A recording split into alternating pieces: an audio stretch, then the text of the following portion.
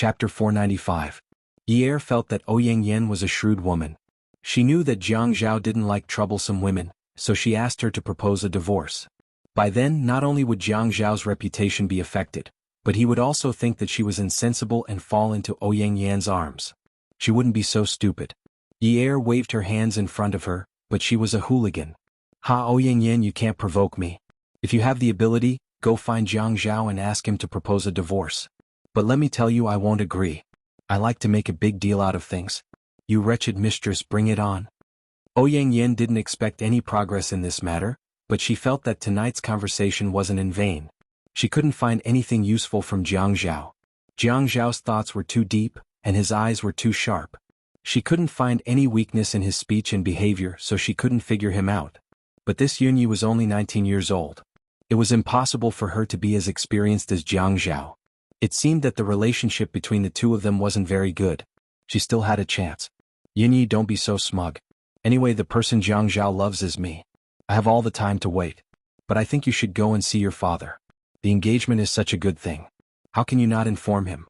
Although visiting takes time, I have some connections. I can lend you a back door. Can you go and see him tomorrow? When Yi heard Ouyang Yan's high-spirited tone, she wanted to strangle her. Her father was suffering in prison, but this woman still talked so energetically in front of her. It wasn't that she didn't want to go and tell her father the good news, or go and see him. But she had just married Jiang Zhao. There were some requests that she didn't dare to make, and she didn't dare to make excessive requests in the Qin family. Ouyang Yan, this damned woman. No. Stubbornly wanted to say no. Ouyang Yan replied quickly. She had always been gentle when she spoke. Now that she was talking to Yi her words were like a gentle knife. You don't know this, but the way the police handle cases is different from the way we handle cases in the procuratorate. The procuratorate attitude is famous for being very good. They ask questions, investigate, and are very patient. When the police want to close a case, they will often use torture to extort a confession. You also know that your father is not even 50 years old. Your father is also quite manly. He stubbornly held on for so long and refused to admit it. He said that he would never let his son and daughter be tainted with the name of a criminal father and go out to be judged by others. He must be dreaming, right? I'm afraid the news of your marriage with Jiang Zhao has spread overnight. Yunyi, do you think that your marriage with Jiang Zhao will be of great help to your father? Maybe someone can't sit still anymore. Your father's case might be closed in a few days. At such a critical time, it's normal for him to suffer some physical pain. How could Yi withstand such provocation? Before she married Jiang Zhao, her weakness was her younger brother and father. Every time she visited them in prison, they comforted each other. However, when had she not seen her father's old age with her own eyes? Torture to extort a confession? Physical pain? No matter how heartless she was, it was impossible for her to remain calm when she heard that her father was going to be tortured. Ouyang Yan, I will save my father. Yi took a deep breath and exhaled. Jiang Zhao. I want him too. You're dreaming. Ouyang Yan did not care that Yi's eyes were already filled with pain. She said disdainfully, you're really able to endure staying with a man who doesn't love you. Yi's lips twitched. Same here. When Ouyang Yan saw Yi's stiff body leave, a victorious smile appeared on her lips. After the crowd dispersed, Yi and Jiang Zhao returned to the old neighborhood. She knew that she had already lost her heart in this deal with Jiang Zhao, but she couldn't win his heart. It didn't matter. She wanted what he wanted. Today, her original intention was to ruthlessly squeeze him to prevent him from going out and having an affair. However, no matter how hard she tried, she couldn't rouse her interest. When Jiang Zhao kissed her, she was distracted. When he teased her, his entire body was stiff. Jiang Zhao had always been a proud person, including in bed. He just couldn't understand why this woman was like this today. He couldn't feel the slightest bit of passion or interest from her. Yunyi, what do you mean? Finally, after many failed attempts, Jiang Zhao couldn't take it anymore and shouted. Yi was dumbfounded by Jiang Zhao's shout. Seeing that Jiang Zhao was angry, Yi ruffled her hair. Then she hugged him perfunctorily and kissed him. Her mind was still filled with Ouyang Yan's words. Your father is aging every time, being tortured to extort a confession, suffering physical pain. She had already experienced the extreme joy of having sex with a man and a woman. It was a way to completely let go of herself. However, at this moment she couldn't immerse herself in it. She seemed to see her father in a bloody mess being tortured by the prison guards. She imagined that in the interrogation room, the interrogator would definitely be cold-faced and force the prisoner to confess to more crimes. Perhaps he would kick them, or they would punch and kick them, or they wouldn't give them food, and so on. When Yi Er hugged Jiang Zhao and kissed him, her entire body started to tremble. Jiang Zhao threw Yi Er away and quickly put on his clothes. He always knew that Yi Er was a woman who could act. She used her acting skills to suppress her dissatisfaction and anger towards him. Under the skin of a little white rabbit was the body of a real fox. He buttoned his shirt and said lightly, "If you don't want to do it, then don't make things difficult for yourself with that disgusting look." Yi Er couldn't focus. Even when Jiang Zhao threw her away, she didn't feel anything. Until she heard the metal door slam open. Her body bounced and she saw that the bed was empty. The man was gone. After being stunned for a while, she heard the sound of a car engine starting downstairs. She jumped off the bed barefooted and ran to the balcony. When she bent down, she saw the black A8's headlights shining brightly downstairs. When the car was reversing, the brake light at the back of the car turned red. After a while it stopped. Jiang Zhao. Yi Er watched the car drive away. Her lips were trembling. When she called out the man's name, her entire body was trembling. Did he go to the north of the city? It was good for a man to be like him. He could sit and enjoy the happiness of having multiple wives.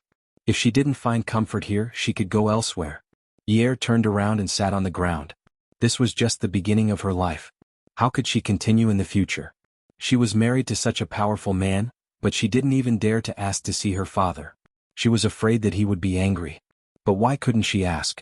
He treated her as a woman who was forced to marry for her father. Why couldn't she use such resources? Anyway, she couldn't afford to love him. He didn't care that she treated him well. If she continued to think too highly of herself, she would only get worse and worse. She couldn't do anything well. If she delayed her father, she would live a miserable life. She had to get something, didn't she? She found her phone and called Jiang Zhao. Jiang Zhao had just driven out of the neighborhood when he heard his phone ring. He held the phone in his hand and looked at the caller ID. He steadied his breath and finally let out a sigh of relief. He stopped the car by the side. A woman's calm voice came from the other end. "I don't care if you want to go to her place in the north of the city. But you promised to help my father. You can't forget. I want to visit him tomorrow. Is that okay?" Jiang Zhao's expression changed immediately. He shouted into the phone, "Get lost." He threw the phone fiercely. It hit the glass of the front right door and bounced onto the front passenger seat. Jiang Zhao rubbed his temples. His head was hurting. When he left, she didn't react at all. He even waited for a while, waiting for her to tell him. Who exactly did she see tonight that made her look like a ghost? Minzi Kai? He asked her, but she didn't answer. She just mumbled as if she was admitting it. Now she didn't ask him what he was doing, where he was going, or whether he was going back. She asked him to go to the north of the city. She didn't care where he was going. Even if he changed women every day, she wouldn't have the slightest reaction as a wife, right? Jiang Zhao drank a few glasses of wine with Zhuang Yichen at the Zhaojun Club. In Jiang Zhao's words, Zhuang Yichen could only be a friend. If he was an enemy, he had to torture him to death. He couldn't stop until he was dead. Otherwise, if he retaliated, it would be a devastating event. Zhuang Yichen clinked his glass with Jiang Zhao's. He teased, "Congratulations, Mr. Jiang. Why aren't you accompanying Mrs. Jiang at this hour? How lonely must Mrs. Jiang be?" Jiang Zhao retorted, "Mrs. Jiang is helping Qiu Xiaoya find a man in a pile of photos. She said that she can't let her good sister be single. She must marry Qiu Xiaoya off as soon as possible. She's too busy." The corners of Zhuang Yichen's eyes twitched slightly. He smiled like a peach blossom. "If you ask me, Brother Zhao, you're a classic example of shooting yourself in the foot. You're a bad example." "I can't help it. Xia Qian and Qiu Xiaoya are smart." Jiang Zhao smiled and put down the cup. He leaned back on the sofa and crossed his legs. His legs that were on the floor were tiptoeing, and his legs that were hanging on his knees were twirling like a big boss. Qiu Xiaoya's brain is really good. How could Xia Qian and Yun Yi come up with such clever ideas? No wonder Kang Yun likes them. They're a good match. When I took Mrs. Jiang to choose a dress, I saw Kang Yun looking at Qiu Xiaoya with honey in her eyes. Ah. The peach blossom in Zhuang Yichen's eyes slowly disappeared. "Let's get down to business." Jiang Zhao said straightforwardly, "Get involved in Yun Hongwei's matter first and drag it out from the side. We can't mess with the Qin family's connections now. Otherwise the impact will be too great. I think someone will make a move on him in the next 2 days." Jiang Zhao and Zhuang Yichen were like this. One second they were talking and laughing, and the next second the situation suddenly changed. They had long been used to such tacit changes. Benefits? Zhuang Yichen simply said two names. He raised his eyebrows at the end of his words. Jiang Zhao bent over and used his fingers to stroke the dice in front of him, as if he was seriously playing a game of Go that was densely packed with chess pieces. His handsome brows revealed an unhurried boldness of having no regrets. Zhuang Yifeng's Shoreline Phase 3 plates are being sold at such a low price. What do you think? Zhuang Yichen's eyes narrowed slightly. I know there's something fishy going on, but I don't think Zhuang Yifeng would sell it at such a low price. His uncle Old Jiang is the president of the bank. I also don't think he's in a hurry to sell it because of the tofu dregs project. Jiang Zhao was still playing with the dice. He said calmly, I'll throw you a line that can beat Zhuang Yifeng to a pulp. You can be more ruthless and let him spend his next life in prison or give him the death penalty.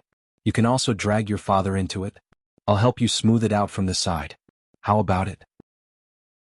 Zhuang Yichen's sitting posture was leaning forward with his elbows on his legs.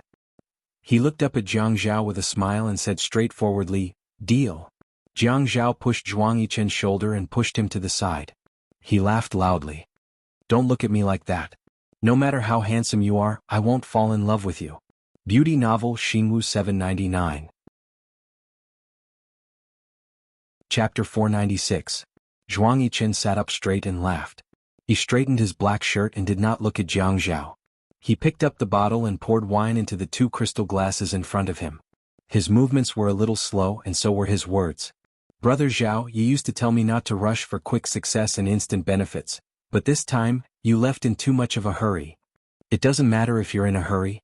The key is to be steady. Aren't you afraid that I'll go astray? I believe in you. You believe in me so much for a woman? Jiang Zhao avoided the question and answered lightly, I've always believed in your ability. Otherwise, I wouldn't have taken a fancy to you. Zhuang Yichen snorted. He pinched the shirt over his heart and moved back. He glared at Jiang Zhao. Don't mess around. It's useless even if you take a fancy to me. Haha. After Jiang Zhao left Peerless Beauty, he went to a hotel and checked into a room. He looked at his phone from time to time. It was very quiet. He used to think that the woman was very cute when she was clever because he could see through her thoughts at a glance. She was like a little fox that could perform in the palm of his hand. In any case, he watched whatever she acted. It was really a pleasure. He was immersed in her performance for a period of time and wanted to watch it every day. But recently he realized that he could not see through her. He did not know why, but he could not understand what she was thinking. He did not even know what he was thinking. A fox was a fox, not a rabbit. He had never heard of a fox having feelings. Foxes were carnivores and had sharp teeth. Forget it. He did not want to think about that. What else could he do? He would just continue like this. He really hoped that one day he would not want to do anything for her anymore. That would be good. This kind of fickle woman was really not to be touched. The next morning, Jiang Zhao asked Lu Qing to arrange for Yun Hongwei to meet with Yi Er. Lu Qing came back from the prison and stood in front of Jiang Zhao's big desk with a serious expression. Boss, I suggest that we don't let Yi Er visit her father. Jiang Zhao knew that Lu Qing wanted to report the situation to him, so he didn't raise his head. At this time he was still holding the pen. Hearing Lu Qing's words, he looked up. His clothes were neat and tidy and his facial features were resolute. There was a faint tiredness in his eyes, but at this time, he was in high spirits. Even his gaze was sharper. Last night they interrogated Yun Hongwei. He was forced to confess and there were many injuries on his body. Most importantly, his injuries were more serious, unlike the previous times when he only had minor injuries. His clothes could cover them and Yun Hongwei also covered them up well. This time he couldn't cover them up. I'm afraid that Yi Er won't be able to take it. I'm guessing that they can't wait any longer. Jiang Zhao frowned and his eyes darkened. He threw the pen in his hand onto the table and stood up from the chair with a whoosh. F***. He rubbed the area around his mouth and chin with one hand and supported his waist with the other. He walked out. He was very tall and in a short while he walked back and forth in the room. Jiang Zhao was like this, frowning deeply as he paced back and forth in the office. His pace was fast and slow, making Lu Qing dizzy. Lu Qing let them know. They can interrogate him, but I don't think they want to make a big deal out of this. Take care of yourself. Also, think of a way to get him out on medical parole as soon as possible. Lu Qing nodded in agreement, then went out and closed the door. Jiang Zhao pondered over Lu Qing's words. If Yi Er saw this, would she be able to take it? He knew that she had always been strong, and forcing a smile was her specialty. But it was better not to put on such an act. His phone rang. It was Yi Er. He thought for a while and picked it up. Hello. Did you sleep well last night? Yi Er's voice was a little hoarse. Pretty good. How about you? Yi Er choked and said calmly, not bad. Both of them were silent for a while, then Yi Er said again, I want to see my father. Is that okay? Wait for my arrangements, Jianghu said. Yi Er sat on the bed and reached out to touch the water stains on her face. How long will it take? Very soon. After hanging up the phone, Yi Er was still sitting on the bed. She had been sitting on the bed like this the whole night, thinking about how they were together, who was on top, how he teased her, how he kissed her, and how he was together with Ouyang Yen. She felt like she was going crazy. She wanted to rush to the apartment in the north of the city and drag her man out, but when she thought about what he said in the car before they got married, she ran downstairs several times and then went upstairs. He slept well, but she didn't sleep the whole night. Her phone rang. It was an unknown number. She pressed it once, but it rang again and again. Yi Er was impressed by the other party's perseverance and picked it up. Hello. Yunyi, what do you think of the conditions I mentioned yesterday? Ouyang Yen, are you very proud? It's only been one night and you're already so proud? I won't give him to you. Dream on. You're destined to be a mistress for the rest of your life. Yi Er's voice was trembling fiercely. She wondered how her enemy could be so powerful.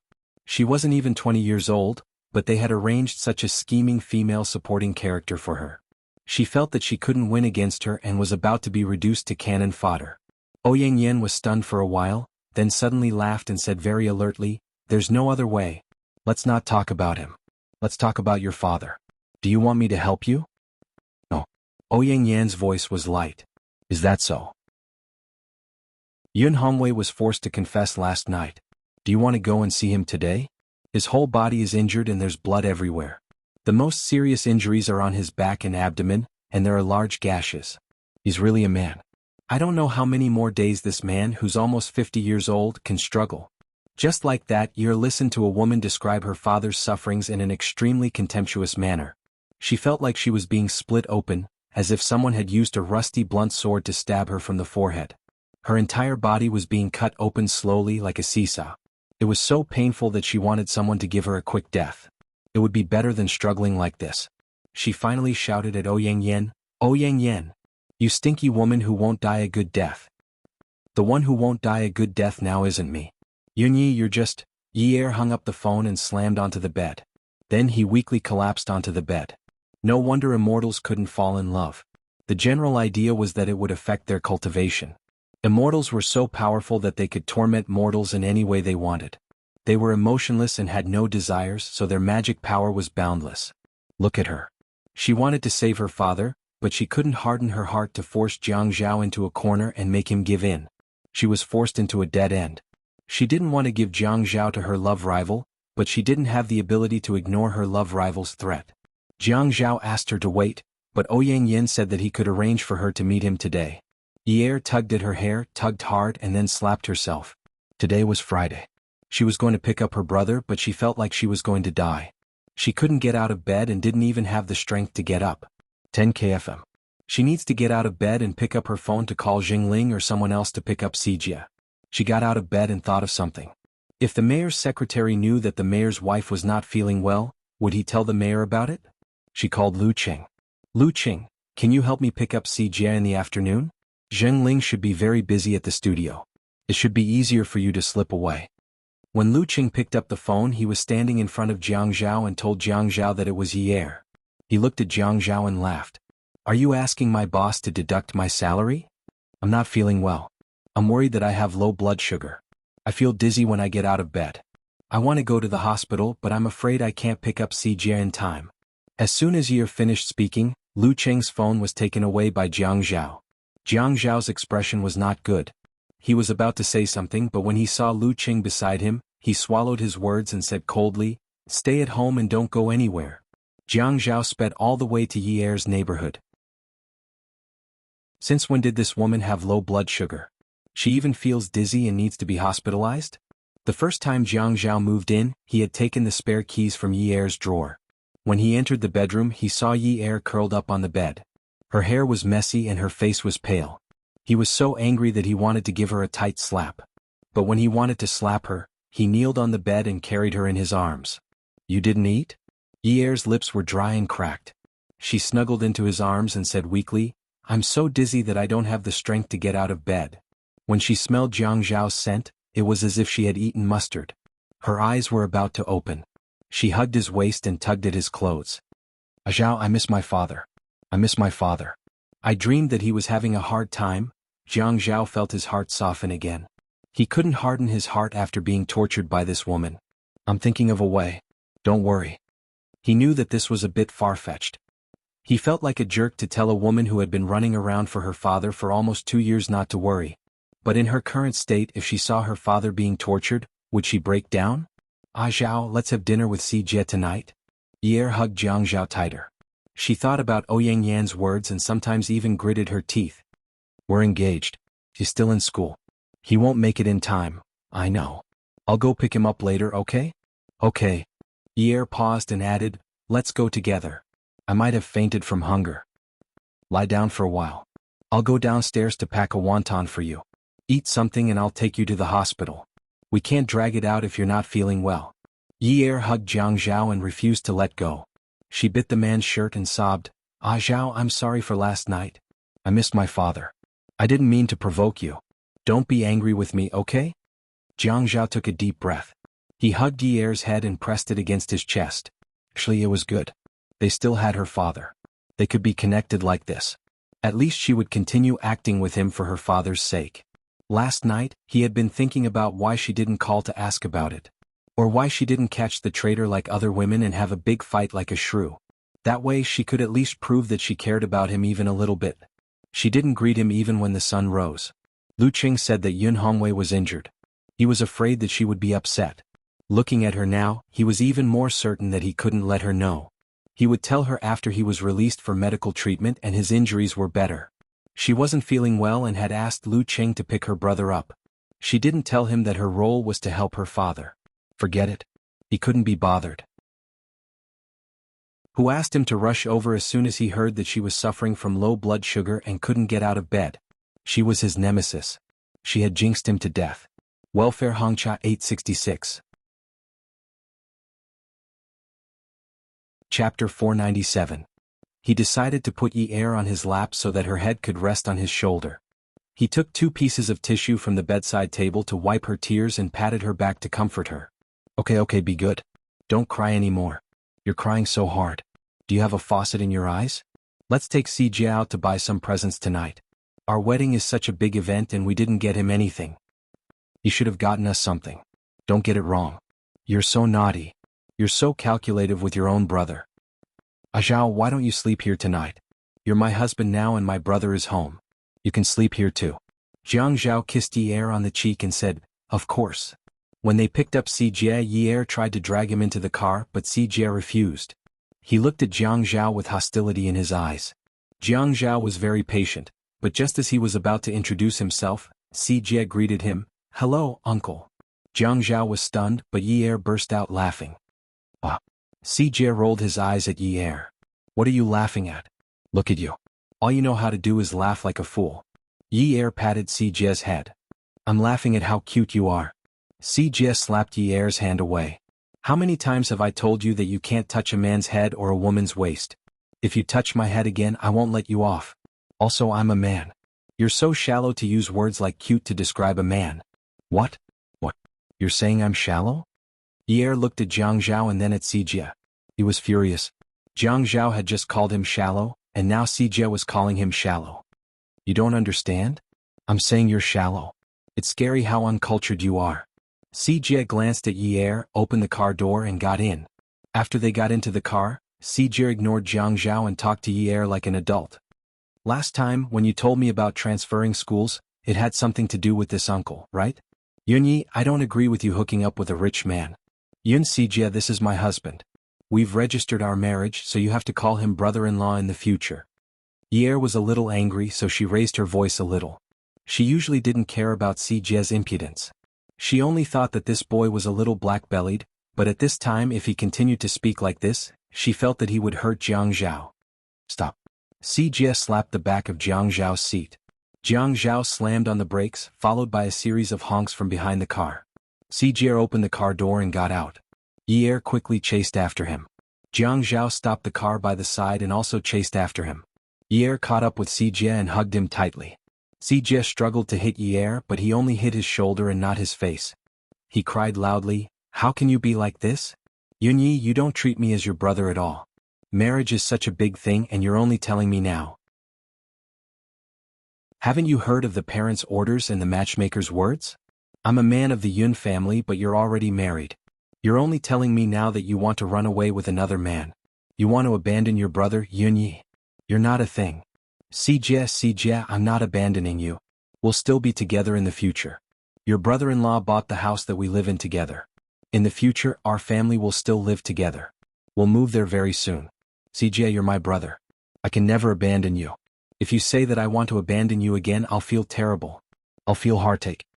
Jiang Zhao watched as Yi hugged her brother and comforted him with reddened eyes. He stopped where he was and then turned to leave. He returned to the car. He knew that he couldn't do anything to this woman. She had a heart. She would feel terrible and her heart would ache, but that was only for her family. Sijie was almost 10 years old. He was a handsome little boy. His school uniform for this season was a checkered shirt. He looked 100% like a little gentleman in it. However, at this moment he was clinging on to Yi like a little rascal, asking for a hug. Yi carried Sijie back into Jiang Zhao's car. Sijie had always thought of himself as an adult.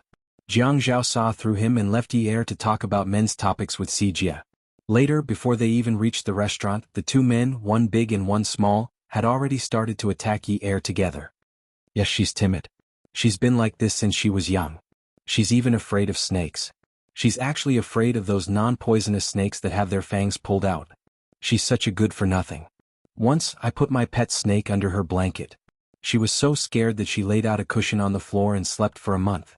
She even sprinkled yellow wine and lime around the cushion. Jiang Zhao listened with great interest. From time to time he would laugh out loud. Jiang Zhao hoped that he could bring Sijie back to the Qin family for a meal tomorrow. Before the Jiang family left, everyone could meet up. Sijie agreed because he thought that Jiang Zhao was very smart. After the meal they went to the gaming center. Jiang Zhao actually knew how to play all kinds of video games. He was 10,000 times smarter than Yi. Although he acknowledged Jiang Zhao as his brother-in-law, it did not mean that he was willing to share his bed with Jiang Zhao. After taking a shower, Sijie hung on to Yi domineeringly and refused to get down. He even said to Jiang Zhao generously, "Brother-in-law, don't leave today. I'll let you sleep in my room." Jiang Zhao looked at Yi bitterly. Yi thought to herself that children were very pure. How could they understand adult matters? Hence, she could only tell Jiang Zhao with her eyes, "Sorry." In the middle of the night, Jiang Zhao snuck into Yi's room again. He wanted to wake her up and move her to that room. However, before he could kiss her twice, the bedside lamp was turned on. Sijie rubbed his eyes. Then he narrowed his eyes and looked at Jiang Zhao. He said vaguely, "Brother-in-law, are you sleepwalking?" Jiang Zhao was completely speechless. Did he have to be so unlucky today? This brother-in-law of his had been playing dirty with him from the beginning to the end, right? If he was already like this now, what would happen when they moved in together in the future? If he slept with his own wife like a thief, would there still be any justice left? When Yi woke up, she found that Jiang Zhao had already fallen asleep on her pillow and was confronting Sijie. Although they didn't speak, Jiang Zhao refused to get out of bed. The bed wasn't very big. It was 1.5 meters. She and Jiang Zhao were both tall. At this time the space on the bed seemed abnormally cramped. Jiang Zhao didn't get out of bed. He confidently said to Sijie, "Your quilt is too short. My feet are hanging out." Sijie pulled off the quilt covering himself and Yi and gave it to Jiang Zhao. "You take this to cover yourself. Sister and I will cover that bed." Yi looked at Jiang Zhao's dissatisfied expression. She sat up, wrapped the quilt in her arms and got out of bed. "Yun Sijie, I'll go get your quilt now. Your brother-in-law and I will sleep in that room." Jiang Zhao hurriedly got out of bed and smiled at Sijie. "Sijie, good night." Sijie punched the bed. "You're not allowed." Yi also said domineeringly, "Yun Sijie, did dad and mom sleep in the same room in the past?" Sijie didn't say a word. Because they are husband and wife. They are married, so they have to sleep in the same room. Now that your brother-in-law and I are husband and wife, we have to sleep in the same room. But I'm your younger brother. You used to sleep with me. After Si Jie finished speaking, he glared fiercely at Jiang Zhao. Jiang Zhao was wronged. Your sister was giving you a political lesson. It had nothing to do with your brother-in-law. But he didn't say anything. In any case, he wouldn't be the bad guy. He didn't want his brother-in-law to call him uncle in front of outsiders. Last time, before I got married, I already told you that you have to be independent when you grow up. You can't always be so wishy-washy. Who's being wishy-washy? You? I've asked. Other boys sleep in separate rooms and beds from adults at the age of 6. Only you can't stop drinking milk. You're like a child and you always talk like an adult. You're just a child. You don't even dare to sleep alone. Yinyi. In the future, even if you want to sleep with me, I won't sleep with you. Si Jie jumped off the bed and ran to his room with a bang. Seeing that Si Jie had left, Jiang Zhao immediately pressed Yi Er onto the bed. However, Yi Er pushed Jiang Zhao away and went to Si Jie's room. She was still a little worried, so she opened Si Jie's door and deliberately softened her heart. Si Jie, I'm sorry. Sister spoke too harshly just now. You should sleep with me. When I was young, I was also afraid of toothless snakes. Although I'm not afraid now that I've grown up, you're still a child after all. Who's afraid? Who's afraid? You're spouting nonsense. Yunyi, if you don't go back to your room, I'm going to chase you away with a stick. Don't be so fierce. You make it sound like you're more powerful than Iron Man. Don't you know how to be gentler to women? Although Si Jie was also scheming, he couldn't bring himself to let his sister think that he was a wishy-washy, timid, and scared. These words had nothing to do with him. He was an indomitable man. Hence he rolled his eyes at Yi Er. He covered his head and went to sleep. Yi Er was finally relieved. When she returned to her room, Jiang Zhao hugged her and kissed her fiercely. Honey. He bit the woman's neck and pulled off her pajamas. Be gentler. Yi Er slapped the man's chest. This man's bite hurt her neck. Jiang Zhao was finally going to have sex. He was feeling proud and didn't know the severity of the situation. He couldn't wait to put himself in her. You should be the one who should be gentler. It wasn't until Jiang Zhao squeezed in that Yi Er understood what he meant. In the end, she could only kiss him to muffle her voice. The blanket covered their bodies. The two of them were sweaty from all the tossing. When they woke up the next morning, Jiang Zhao was still hugging Yi Er in his arms. It was Sunday and he wanted to hug his wife to sleep in. It wasn't a bad idea. He didn't mind whether this house was old or not. He had a bed, a wife, and he could sleep and make love. It was quite good. Because Si Jie was chased to another room to sleep, he naturally thought that Jiang Zhao was the culprit. Hence he didn't give him a good look. Jiang Zhao thought to himself, brother-in-law, why do you hate me? It's your sister who likes her husband too much and wants to sleep with him. I didn't chase you away. I didn't even say a word. Who asked your sister's husband to be tall, handsome, and comfortable? Yi Er took Si Jie to the amusement park. She saw Jiang Zhao wearing casual clothes and taking a 9-year-old boy everywhere to buy tickets. When they played those games that made people scream, he became even more handsome. After all, Si Jie was a child. Once he played, he was full of energy and wouldn't stop playing. After playing for a whole day, he returned home, took a shower, and fell asleep in a short while. Yi Er covered Si Jie with the blanket and returned to her room. Jiang Zhao was reading the news on his phone. Yi Er sat beside him and waited for him to finish reading. Jiang Zhao knew that Yi Er was here, so he closed the web page and threw his phone aside. Yi Er took the opportunity to hug Jiang Zhao's neck. Hubby, what do you think of me? Yes. What's good about you? Attention, Songshu 566. Chapter 498. Here is good, here is good, here is good. Jiang Zhao giggled as he kissed Yi Er's lips, breasts, and even touched her butt. Can't you be more serious? Just as he removed Yi Er's clothes, his phone rang. Seeing that it was Zhuang Yichen, Jiang Zhao cursed in his heart, but he still stopped what he was doing. Zhuang Yichen was not the kind of person who would call him for no reason. If he wanted to have a gathering, he would usually tell him in advance. They did not have any impromptu gatherings. The phone slid open. Hello. Zhuang Yichen chuckled. Did I interrupt your good time? Yes, I did. Why don't you call again tomorrow? It's okay. I'll talk about my business. You can continue. Zhuang Yichen laughed as he spoke. Jiang Zhao was not in the mood to laugh. He turned over and laid down beside Yi Er, but his hand was still on Yi Er's body. What's the matter? Tell me. Yi Er could not stand Jiang Zhao's touch. She cursed in her heart. They were still talking about business. Why couldn't he just talk about it properly? But whenever she moved, Jiang Zhao's hands would chase after her.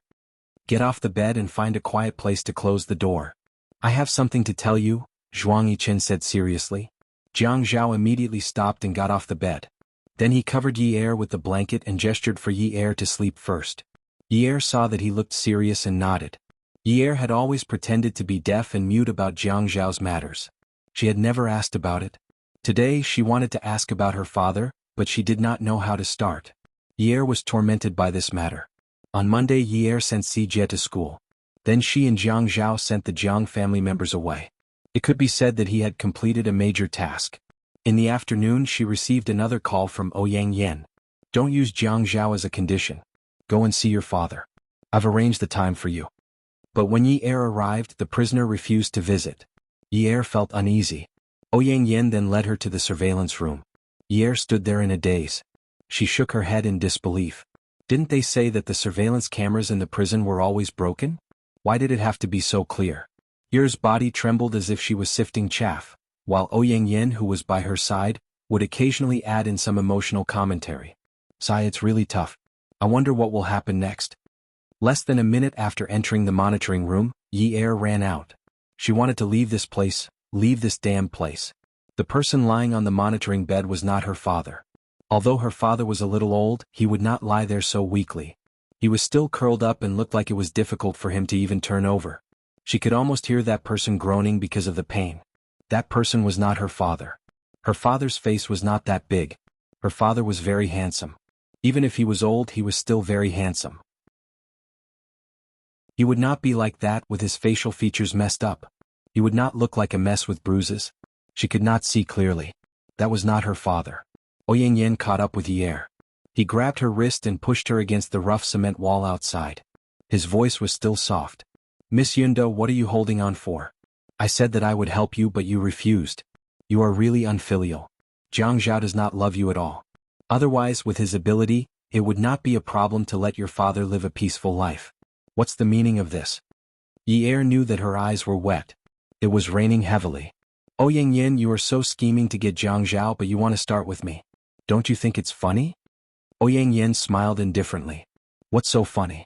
Jiang Zhao has never liked women who are not sensible. He hates women who cause trouble.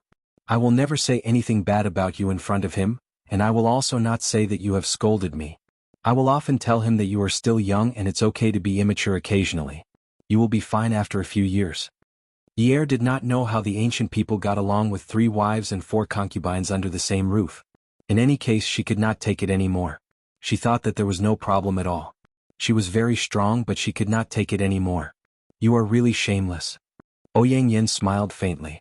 Compared to you? Compared to you, I am still considered shameless.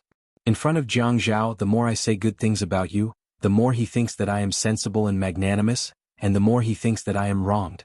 But you are young and fresh to him. If he wants to play, I will let him play until he is satisfied. When he is tired of playing, he will naturally come back to me. These successful men nowadays, which one of them will be faithful to one woman until the end? In any case, his heart is with me. Yi Er pushed away this woman who she hated so much. Then she took out a tissue from her bag and slowly wiped the tears off her face. As she wiped, she looked at Ouyang Yan provocatively and slowly revealed a smile on her face. She crumpled the tissue in her hand into a ball and threw it at Ouyang Yan's feet. It was 3 o'clock in the afternoon, and the sun was orange. After crying, Yi Er's eyes were shining with rainbows. I will talk to my husband tonight and ask him to think of a solution. Ouyang Yan decided to take a gamble and said calmly, sure, you can ask him and see what he'll say. He'll definitely tell you to wait and tell you that he'll be quick. You don't know, right? He has always been using you. He can use your father to defeat his opponent. When the time comes, he won't care what your father will become or whether he will become a sacrifice. Yi Er knew. She had always known that they were using each other. It was just that she was unlucky to have fallen for him first. She straightened her back and smiled brightly at Ouyang Yan. Thank you for your reminder. In that case, I still have some value to him. Ouyang Yan did not know that Yi Er was so stubborn. She was so angry that she wanted to stomp a hole through the ground. After leaving the prison, Yi Er went directly to Jiang Zhao's office. It was her first time here, so Yi Er was looking forward to it. For the purpose of this trip, she was also very hesitant. The moment Jiang Zhao saw her, he locked the door and asked, "Why are you here?" Yi Er felt that she could not fall in love with him anymore. She needed to calm down. She needed to calm down 1,000 times. She needed to get rid of the feelings she had when she was with him in the past. She needed to tell herself what she wanted. She threw her bag on the sofa and lifted the hem of her dress. She put one hand around the man's neck and used the momentum to jump. The man took the opportunity to hug her and she wrapped her arms around the man's waist in the most erotic way. "Ah Zhao," Ye called out softly. Jiang Zhao was fascinated by her story, so he lowered his head and kissed her collarbone. "I just came over from the prison." Ye said this with a smile. Although her eyes were a little moist, they were still curved as if she was seducing the man. This kind of soft and delicate tone did not seem to be suitable to talk about this matter. Jiang Zhao's body stiffened. Ye let the man hug her butt and pulled his tie. She said softly, "Look at you. You like to sleep with me so much. You have to do something for me. My father was beaten so badly. It's so boring for you to brush me off like this. That day you told me that if you want to get something, you have to give something. Look at me, I also let you do whatever you want. I'm constantly trying to please you. Even if I don't do anything, I've worked hard. I'm not asking to get my father out. Even if I can't reduce his sentence, I'm fine with less torture. Isn't that right?" Jiang Zhao could not stand Ye's tone. "Yunyi, I'm wrong about this matter. I didn't tell you because I was afraid you'd feel uncomfortable. Originally, I asked someone to do it." Ye reached out to cover Jiang Zhao's mouth.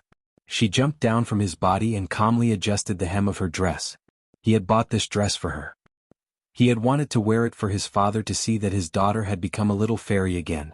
She had married a powerful man and there was hope for his matter. Moreover, his daughter liked it. Just like that, wasn't it something worth congratulating? However, a person could not have everything. If she could only choose one Jiang Zhao, she really could not afford to have him. "Initially, I wanted to wait for you to help me. But Ouyang Yin said she was willing to get involved in this case and not implicate you. I think she was afraid that I would harm you. I went to visit her in prison, but her father did not want to see me. Jiang Zhao, I am here to tell you that I can't stand this kind of torture. If you can help me, you should give me a clear explanation. If you can't help me, you don't have to patronize me. I will not make things difficult for you. Let's get a divorce and go our separate ways. I will also not stop you from going out with your mistress." The air in Jiang Zhao's chest felt like it was boiling. Large bubbles were tumbling. The air pressure was so great that it almost flipped the lid of his chest open. "Divorce? You think you can get married just because you want to? You think you can get a divorce just because you want to? Do you think this is the market?" Ye laughed. "I forgot that Mayor Jiang cares about his reputation." Jiang Zhao only wanted to kill this woman if it was not against the law. "Okay, good that you know. Then tell me, how do you want to settle my father's case?" "I will get someone to apply for medical parole. What do you think?" "Thank you, Mayor Jiang." Ye smiled brightly as she looked at Jiang Zhao. Like an ancient palace lady, she bowed to Jiang Zhao and then stood up. She walked slowly to Jiang Zhao's desk and touched the smooth surface of the desk with her fingers. She slowly walked around the desk. It was not a high-grade wood, but it was not low-grade either. The office of the government should be careful not to be too eye-catching. Ye's voice was soft, but her tone was sharp. "Since you are willing to help me, then tell your mistress not to look for me in the future. Both of you can do whatever you want. There's no need for her to treat my matters as your matters. I'm sleeping with you and you are helping me. Both of us are equal. Why does she want to interfere? I am afraid I cannot repay her kindness. After all, I am not capable of sleeping with a woman." "Yunyi, are you done talking?" "I am done. Since you have listened to me, I will leave first." Ye walked out of the building and kept smiling until she got into a taxi. Bam! She closed the door of the taxi and clenched her fists. Her tears kept rolling down her cheeks. "Good job, Yunyi. Go back to being the cold-blooded person you used to be. Otherwise it will be too painful." Jiang Zhao calmly called Lu Qing over. "How is the application for medical parole coming along?" "I am working on it. It should be done within these 2 days." "Okay. You can leave now." Jiang Zhao called Ouyang Yin. "Yun, we need to talk about something." Ouyang Yin was panicking. She thought Yunyi should have low self-esteem and would not say anything in front of Jiang Zhao. Could it be that Jiang Zhao knew about it? "What do you want to talk about?" "You don't need to get involved in Yun Hongwei's case." Attention Xingwu 799. Chapter 499. Second brother, I just want to help you. You can't let anything happen to you in your current position. "I know. I'll be careful. Also, Yun, I hope you won't look for your sister-in-law again. I'll treat today's matter as you being kind and don't want to pursue the matter. But Yun, I've always done things appropriately. I think you should know very well that I don't need you to remind me of my next step. I have my own plans for when I'll let my wife meet my father-in-law. Yun, sometimes kindness may not be rewarded. Don't you understand? Ouyang Yan's hand trembled as he held the phone. I understand. Second brother, I didn't mean it. I'm hanging up, Jiang Zhao said coldly and hung up the phone. He let out a long sigh of relief. Good. He felt much more relaxed now that Yunyi was like this. She should be like this. She could make use of her original appearance. As a man, if he still had feelings for her all day long, he would be too much of a jerk. Divorce? These two words came out of her mouth easily. It was impossible for him to get a divorce. He could get a divorce if he wanted, but he had to wait until the day he saw her and the pain in his heart disappeared. Only then could he get a divorce. He hadn't escaped unscathed yet, so she should die with him. She wanted to leave? She wanted to leave him here alone. Jiang Zhao had never been an easy person to get along with. Jiang Zhao acted as if nothing had happened and called Yi Er. I'm going home for dinner tonight. Cook for me. He hung up the phone. Yi Er received the order. Okay, cook for him. After dinner, Jiang Zhao deliberately didn't spend the night at Yi Er's house. He had to keep a distance from this woman. She was obviously poisonous. He wouldn't be stupid enough to touch her again. He kept reminding himself that he was a man with strong self-control. It was only a woman, so it was inevitable that he would be moved. At this age, it wasn't the first time he had been moved. Everything would pass. He also told himself that this period of time was just a little tough, but it would be fine after a while. Yi Er was the same as before. He started his own life and no longer paid attention to Jiang Zhao. Whatever Jiang Zhao wanted to do, whatever he told her to do, she would cooperate.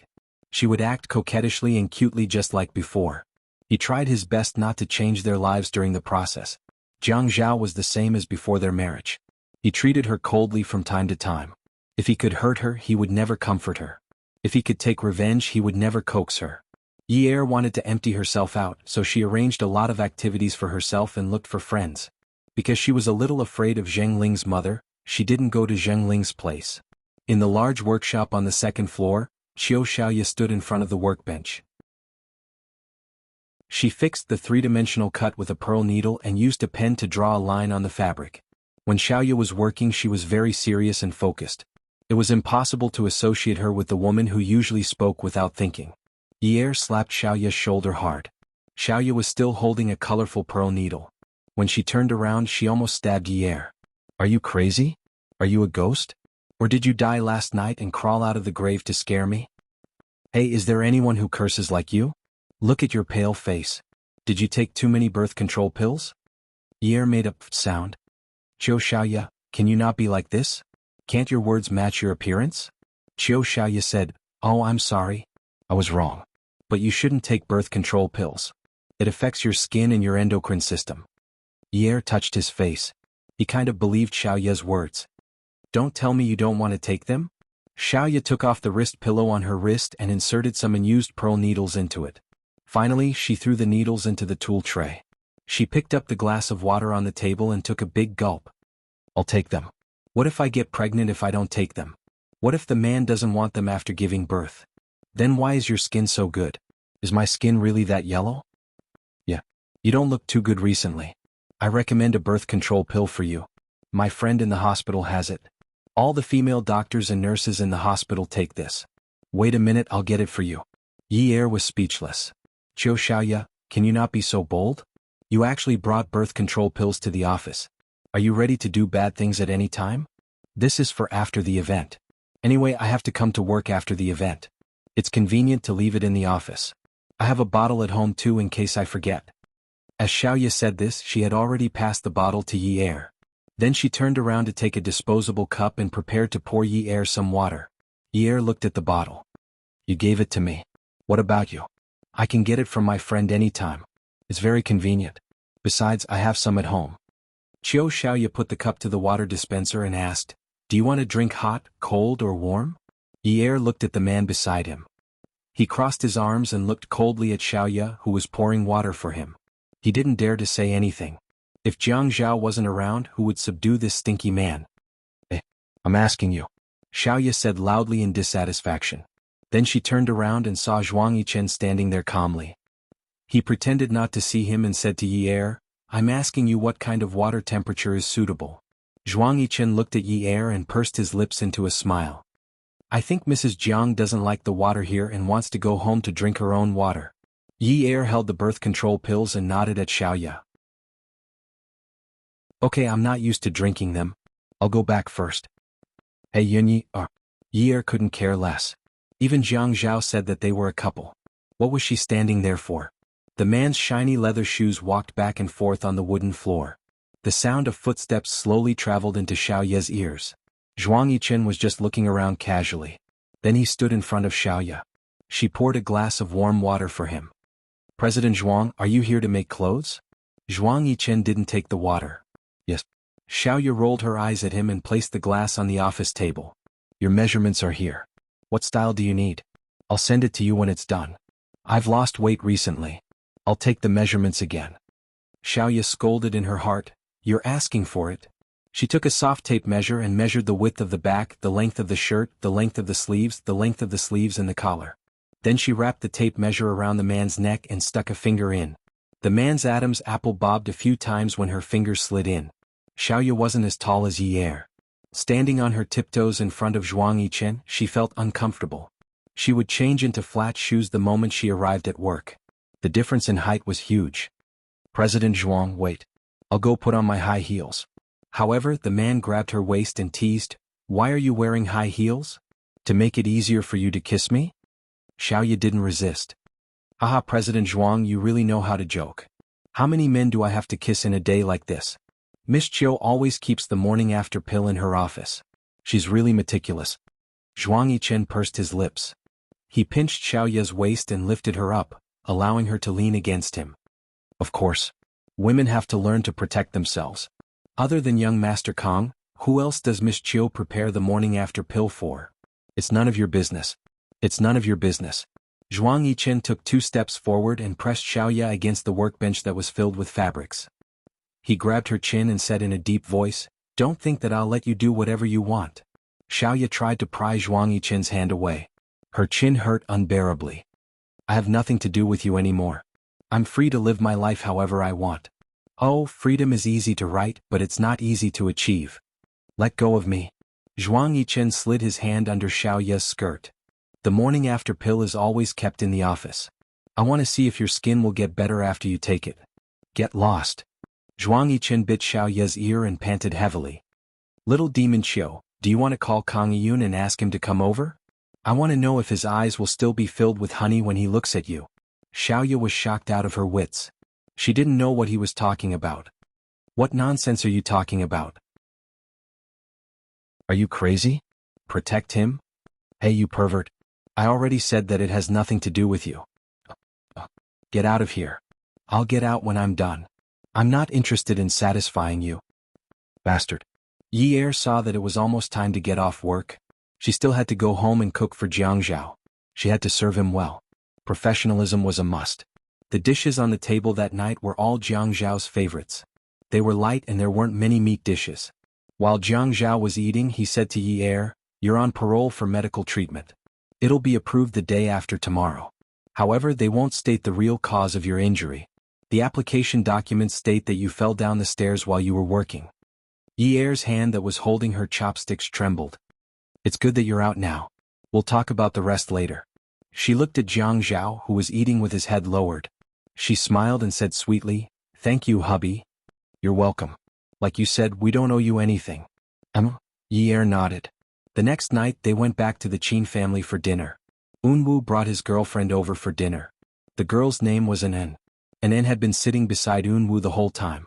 She looked very quiet and matched well with Unwu. She would blush if they talked too much. Unwu, I brought my girlfriend over today. Grandpa Qin has to give your daughter a big red packet. Qin Rongfang asked Uncle Wu to prepare it as he spoke. Unwu appeared very generous. He patted the girl's hand. Hurry up and thank Grandpa Qin.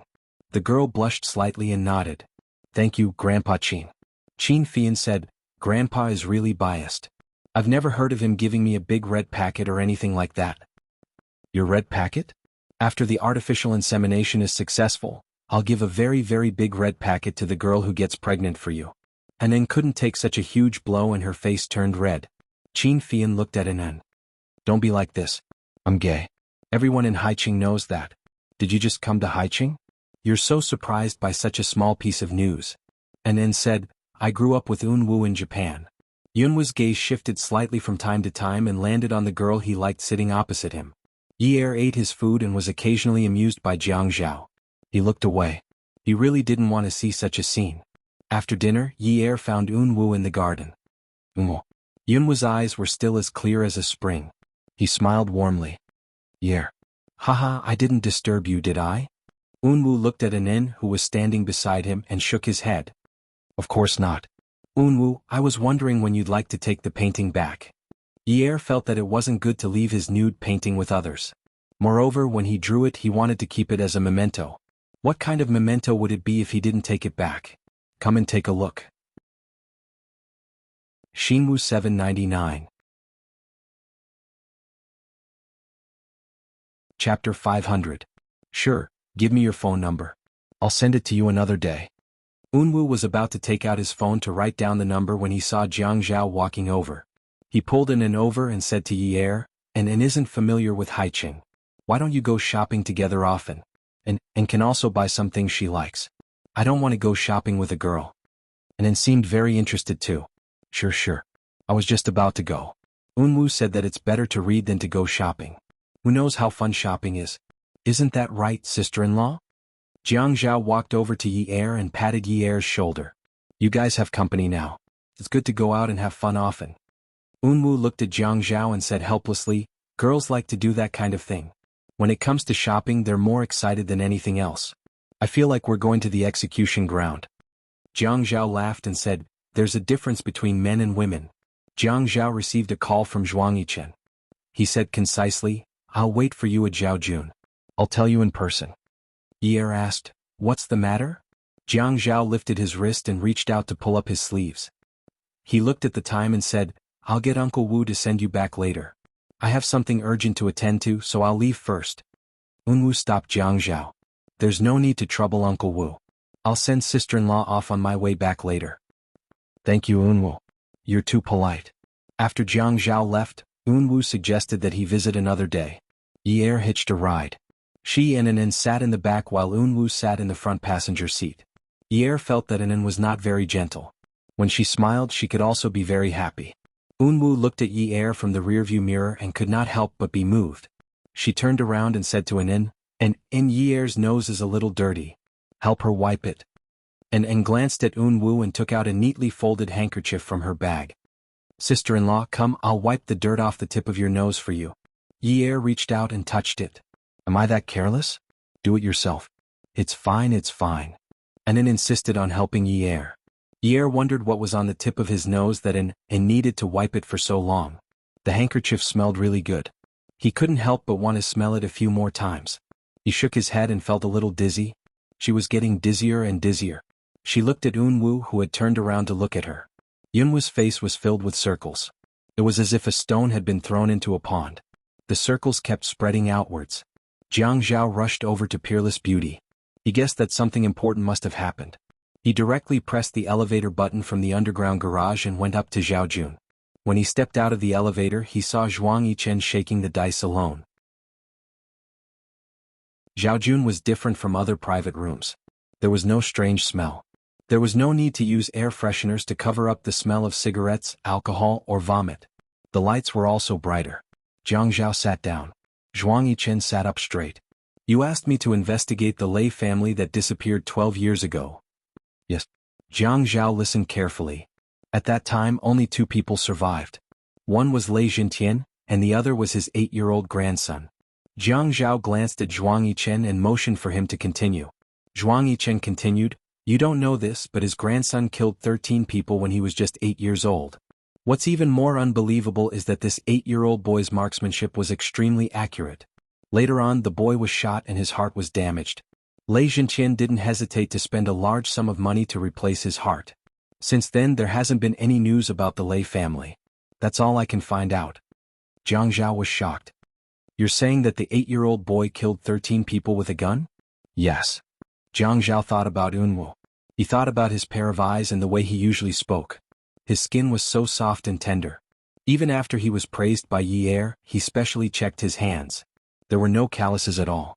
A boy who was as pure as a puddle of water killed 13 people when he was just 8 years old? He couldn't believe it. Is there a mistake?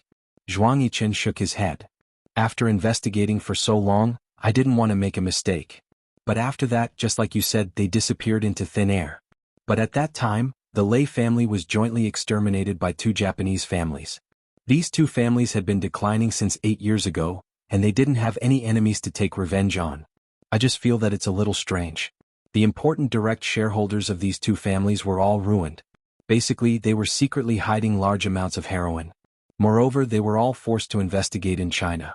You have to know that there is a death penalty in China. If this has something to do with the Lei family, then I can only say that the Lei family is too tolerant. Jiang Zhao's brows were furrowed the whole time. He looked at Zhuang Yichen and said seriously, Yichen, what do you think a person who seems to have no desires and is pure of heart and few desires means? Zhuang Yichen thought for a while. First, he really is pure of heart and few desires. Nothing can arouse his interest. Second, he is too shrewd and knows how to hide too well. Moreover, he hides so well that no one can see that he has desires. Jiang Zhao only felt abnormally vexed. A flash of inspiration flashed through his mind as he recalled that day at the birthday banquet, when Grace had eagerly extended her hand to Yu. His right eye twitched violently. He stood up and took out his phone to call the Qin residence. Uncle Wu, where's Yi Er? Young Master Un Wu said that he would send young Mistress Sun back. He left a long time ago. Jiang Zhao called Yi Er's cell phone again, but no one answered. After hanging up, he said to Zhuang Yichen, I'm leaving first. He quickly went to press the elevator button. Yi Er's breathing was shallow. The car was still moving slowly on the road. An was already sitting in the front passenger seat while Un Wu sat in the back. The partition in the middle was pulled up, and the back seat became a private space. Yi Er's head rested on Yunwu's lap, and the boy's soft fingers slowly stroked her face. Unwu had never been so close to Yi Er before. He couldn't help but lay her down flat and bend her slender legs. When he bent her legs, her skirt slid from her knees to her thighs, revealing her sexy underwear. He watched as her eyes were closed and the 2 small brushes on her eyes didn't move. He planted a kiss on her eyes. As if he couldn't help it, he kissed her forehead, the tip of her nose and her cherry lips. He squatted in front of her and looked at her sleeping face. He looked at her lips that were still stained with his saliva and shone with an alluring luster. He stretched out his fingers and pressed them gently. They were very soft. He wondered what her mouth tasted like. He really wanted to know. Hence he stuck his tongue into her mouth and tasted it. Men were naturally familiar with everything related to sex. Even though he had never kissed anyone before, he quickly went from being unfamiliar with it to taking a deep breath. He wouldn't let her lips escape from his mouth again. This was empty space. The car drove steadily, but he felt more and more uneven. Her chest was rising and falling and her long and fair legs were exposed. He put his hand under her neck and held the back of her head. He kissed her again, and when he let go, his forehead was covered in sweat. His voice was slightly trembling, but it was still cold. Go to Hyatt. The driver in front of the partition said mechanically, Yes, young master. Jiang Zhao was still calling Yi Er's phone. He didn't know Yunwa's phone number, and calling the Shi family at this time to ask would be making a mountain out of a molehill. Jiang Zhao's feet were on the brakes. He didn't know why, but he was inexplicably nervous. It was as if he was walking into a dark forest and a monster would jump out at any time. It made him nervous. The car drove to Yi Er's neighborhood. He pulled out the car key, got out, slammed the door and looked up. There was no light on the 6th floor. His legs were very long and he could climb 3 stairs in one big step. He ran up to the 6th floor in a few steps. He knocked on the door. He took out the key and turned the lock. He turned on the lights and shouted, Yunyi, Yunyi. No one answered him. He immediately closed the door and jumped down the stairs. The car key was still in his hand. He pressed the sensor and the lights flashed twice. He opened the door, got in and started driving. In the middle of this he kept calling Yi Er. Yi Er would never ignore his calls. Every time it rang 2 or 3 times she would pick up because his ringtone was different. He drove directly to the Shi family's house. He got out of the car calmly and said that he was passing by the Shi family's house on the way to the office building. He asked casually, Unwu isn't back yet? The helper said, Young master isn't back yet. Jiang Zhao looked at Shi Jintian. That's true. I've troubled Unwu today. I went to the building just now and Unwu sent Yi Er to her house for me. He might be a little late. Shi Jintian frowned. What if Unwu sent Ye? He didn't dare to think about it. Jiang Zhao glanced at Shi Jintian's expression. Even if it was just for a second, it didn't escape his eyes. He said politely to Shi Jintian, Grandpa Shi, I'll take my leave first. Ye might be home already. Okay. Zhao Zhao, come over another day. Grandpa Shi, you should arrange a meal too. Okay. Jiang Zhao wasn't in the mood to talk about a meal. The moment he stepped out of the Shi family's garden, he called Zhua Hao. Haozi, is it convenient to check your location? Unwu carried Yi Er into the hotel's luxurious suite, and then closed the door behind them. Her movements were a little mechanical and expressionless. After laying Yi Er flat on the bed, Unwu heaved a sigh of relief and laid down beside her. And looked at the two people on the bed and said expressionlessly, Little master, I'll go to the living room outside. Unwu grunted. The boy lying beside Yi Er stretched out his hand and passed it through her palm along the soft white blanket. Then their fingers intertwined and held tightly. It was said that the 10 fingers were connected to the heart. If she was awake, would she let him hold her hand like this? He wasn't sure. He always saw her smile at Jiang Zhao. He always saw them being intimate. He didn't have the confidence. He was jealous and couldn't bear it. He tossed and turned in bed every night. In the middle of the night he would wake up and read some nonsense like, the best is like water. He had enough of that life that was like plain water. That feeling of being moved was wonderful, but if he couldn't get it, his heart would be like this. It hurt so much. He wanted to hide her, but how? He told Grandpa that he wanted to go overseas, but Grandpa saw through his thoughts. He could leave, but he wasn't allowed to stay in High City. In his eyes, she and Jiang Zhao looked so incompatible. How old was Jiang Zhao? He was already 30, right? She was only 19. Alright, even if Jiang Zhao was 29, he was still 10 years older than her. They weren't compatible. She and Shi Unwu were compatible. She was 19 and he was 20. They were the most compatible. Why didn't she tell him about her predicament earlier? Why didn't he tell her earlier? Why didn't he let her know that he actually had a strong background and that he could help her? She didn't have to betray herself and marry an old man. After knowing that she forced Jiang Zhao to marry her, the Qin and Jiang families were so reluctant. Why didn't she force him? Grandpa definitely wouldn't object. Grandpa would definitely like the girl he liked. Unwu turned around and pulled Yi Er into his arms again. She was so soft that she didn't have any strength left. She let him hug her. Looking at her lips, he kissed her again. Awesome novel Xinwu 799. Chapter 501. As he kissed her, he wanted to bite her. His breathing was so rapid that his heart was about to jump out of his chest. Even though she didn't react at all and only breathed, he still felt like he was being seduced. He reached out and slowly pulled up her clothes. A pair of eyes that were as clear as water began to mist, and a hazy smoke rose from them. The tip of her nose was gently rubbing against it. It was so ticklish that even his cells started to itch. Jiang Zhao had been waiting for Zhua Hao's call. Taking advantage of this time, he called Zhuang Yichen. As soon as the call connected, he started cursing, King psychopath. Why can't you talk about that over the phone? Why must I go to your place? When did King become such a troublemaker? Zhuang Yichen was stunned by his scolding. Jiang Zhao wasn't a good person, but he wouldn't act vulgar in public. He had never scolded him like that before.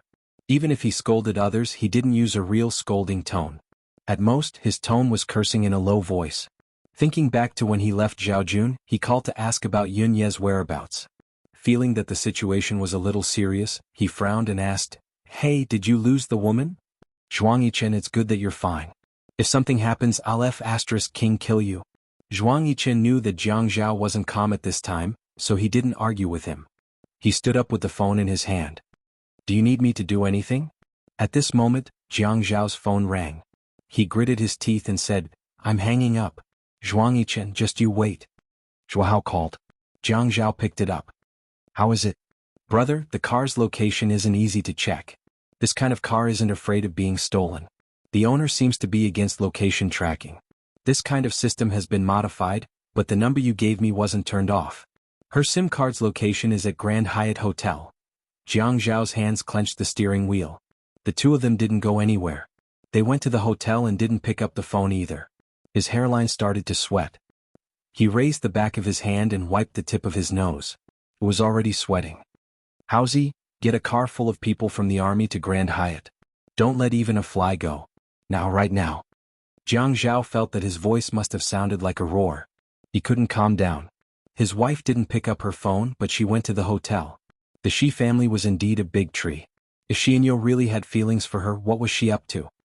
He didn't want to believe that she would do such a thing, but the person he didn't believe now was Xianyu. This boy could kill 13 people when his family was destroyed. This boy's hands were stained with so much blood at the age of 8, but he could still clean the filth in his eyes. What a terrifying person he was. Just like Zhuang Yichen said, unless he was so cunning that everyone thought he had no conscience. Brother, what happened? Zhua Hao asked nervously after hearing Jiang Zhao's vicious tone. What happened? If it happened, tell Grand Hyatt to get out of Sea City. Yes, and the Shi family. Zhua Hao didn't ask for more details. If it's serious, is a car full of people enough? If you think it's not enough, then get 3 to 5 cars. In any case, block all the roads. Jiang Zhao started the car and added, don't mention a word to grandfather. Okay, don't worry. If I can't even do something like this, what kind of brother are we? Jiang Zhao hung up the phone, stepped on the accelerator, turned the steering wheel, and made a U-turn in one smooth motion. The tires screeched sharply on the ground, leaving black tire marks. He almost didn't step on the brakes as he rushed in the other direction of the main road. Jiang Zhao's car made a big turn and changed lanes. Other than the traffic lights, there wasn't much traffic at night. However, people's hearts were very congested. His mind was filled with all kinds of things that happened with her. When they met again, he asked her about the blood stains on the bed and she denied it. He knew that it was her first time and he was drugged. He was also clear about his mental state at the time.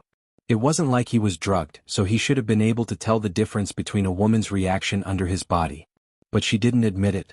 He was angry because she didn't admit it. Her refusal to admit it meant that she didn't mind at all. Now he still remembered her expression. She really didn't mind at all.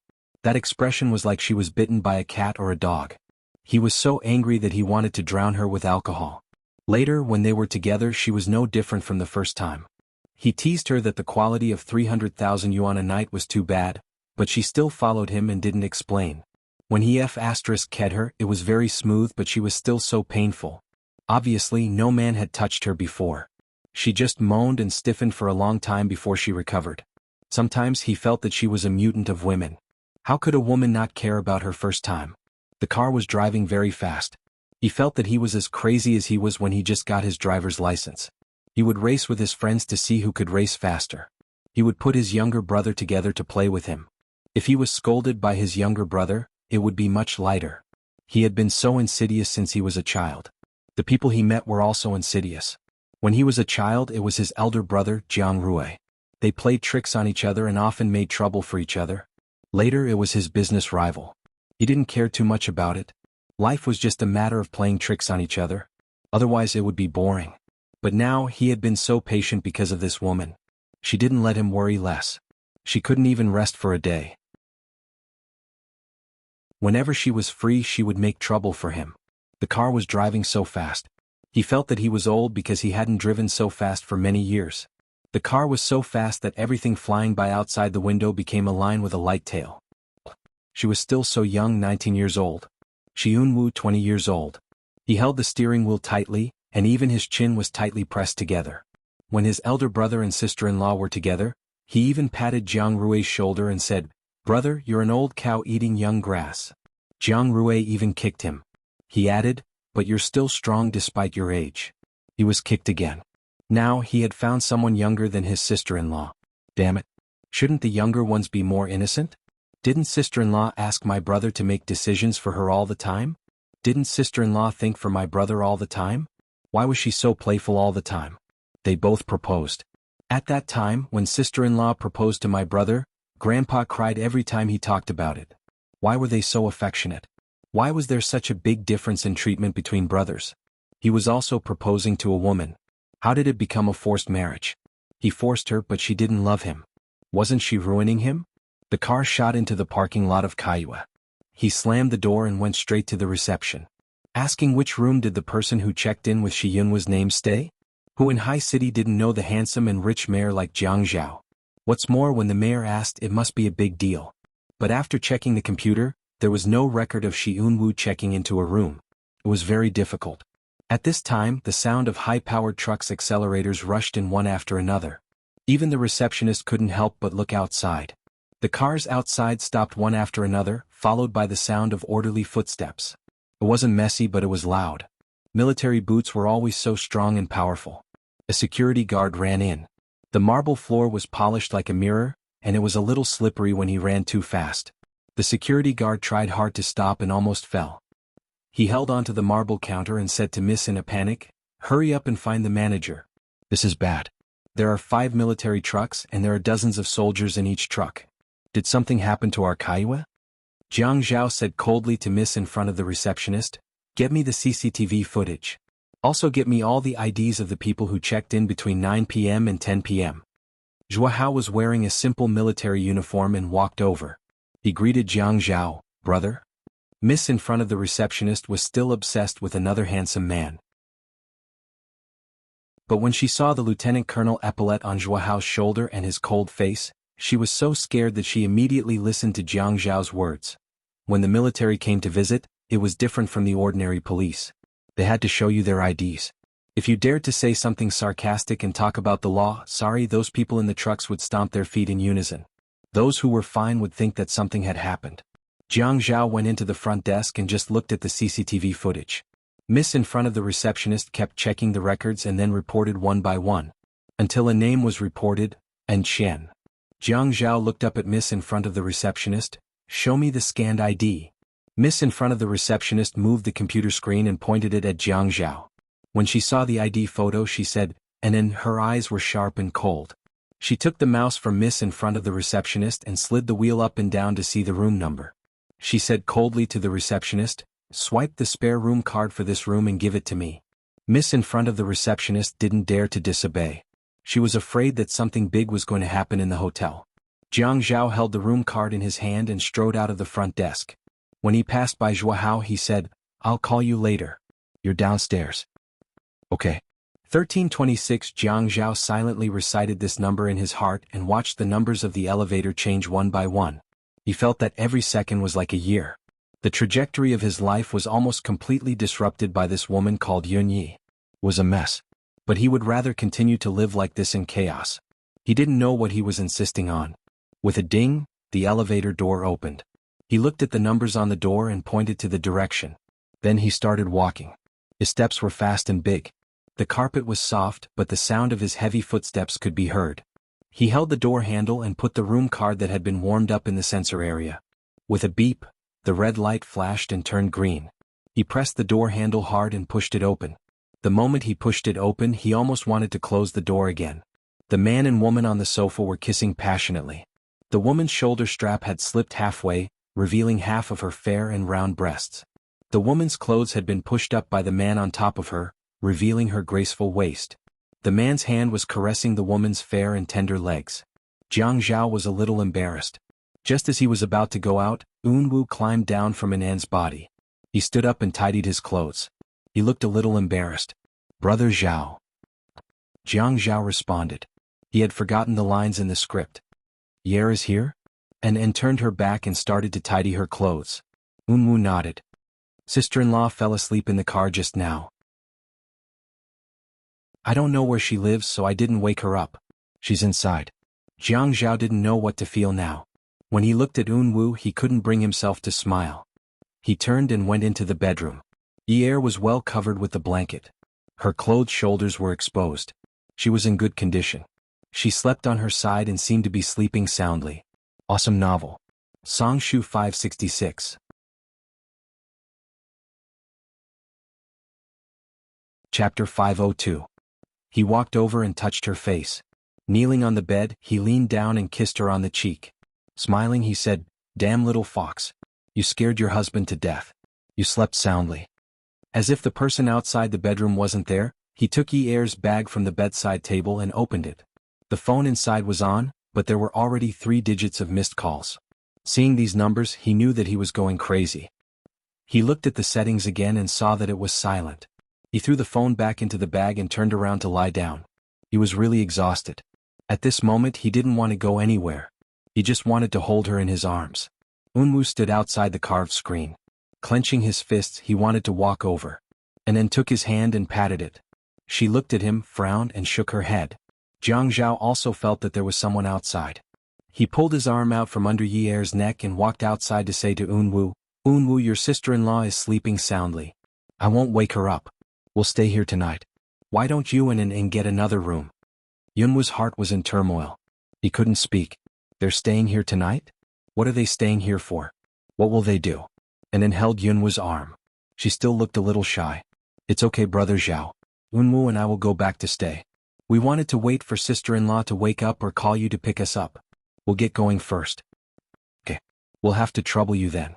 Jiang Zhao smiled. When the two of them left the room, his smile disappeared completely. He called Zhuahao and asked him to come up. Zhuahao entered the room.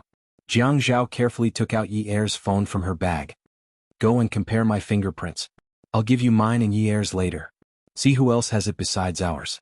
Zhuahao found a slipper cover from the closet at the entrance and put the phone inside. Jiang Zhao didn't believe that Yi Er would mute her phone. She was different from other little girls. She was very vigilant and always worried if someone was looking for her or if there was good news about Yin Hongwei. She wouldn't miss a single message. How could someone who had her phone on 24 hours a day mute her phone before she got home? At this moment Yi Er heard some movement. She softly said, rubbing her eyes. She saw Jiang Zhao and Zhuahao standing in the room. Jiang Zhao then asked Zhuahao to go back first. Yi Er saw that only Jiang Zhao was in the room. She mumbled, "Hubby, did you bring me to get a room?" Jiang Zhao sat by the bed and took off his shoes. He really didn't want to move today. The woman hugged him from behind. When the woman smiled, she said naughtily, "Wow, hubby, why are you so flirtatious today? You actually brought me to get a room?" Jiang Zhao turned around.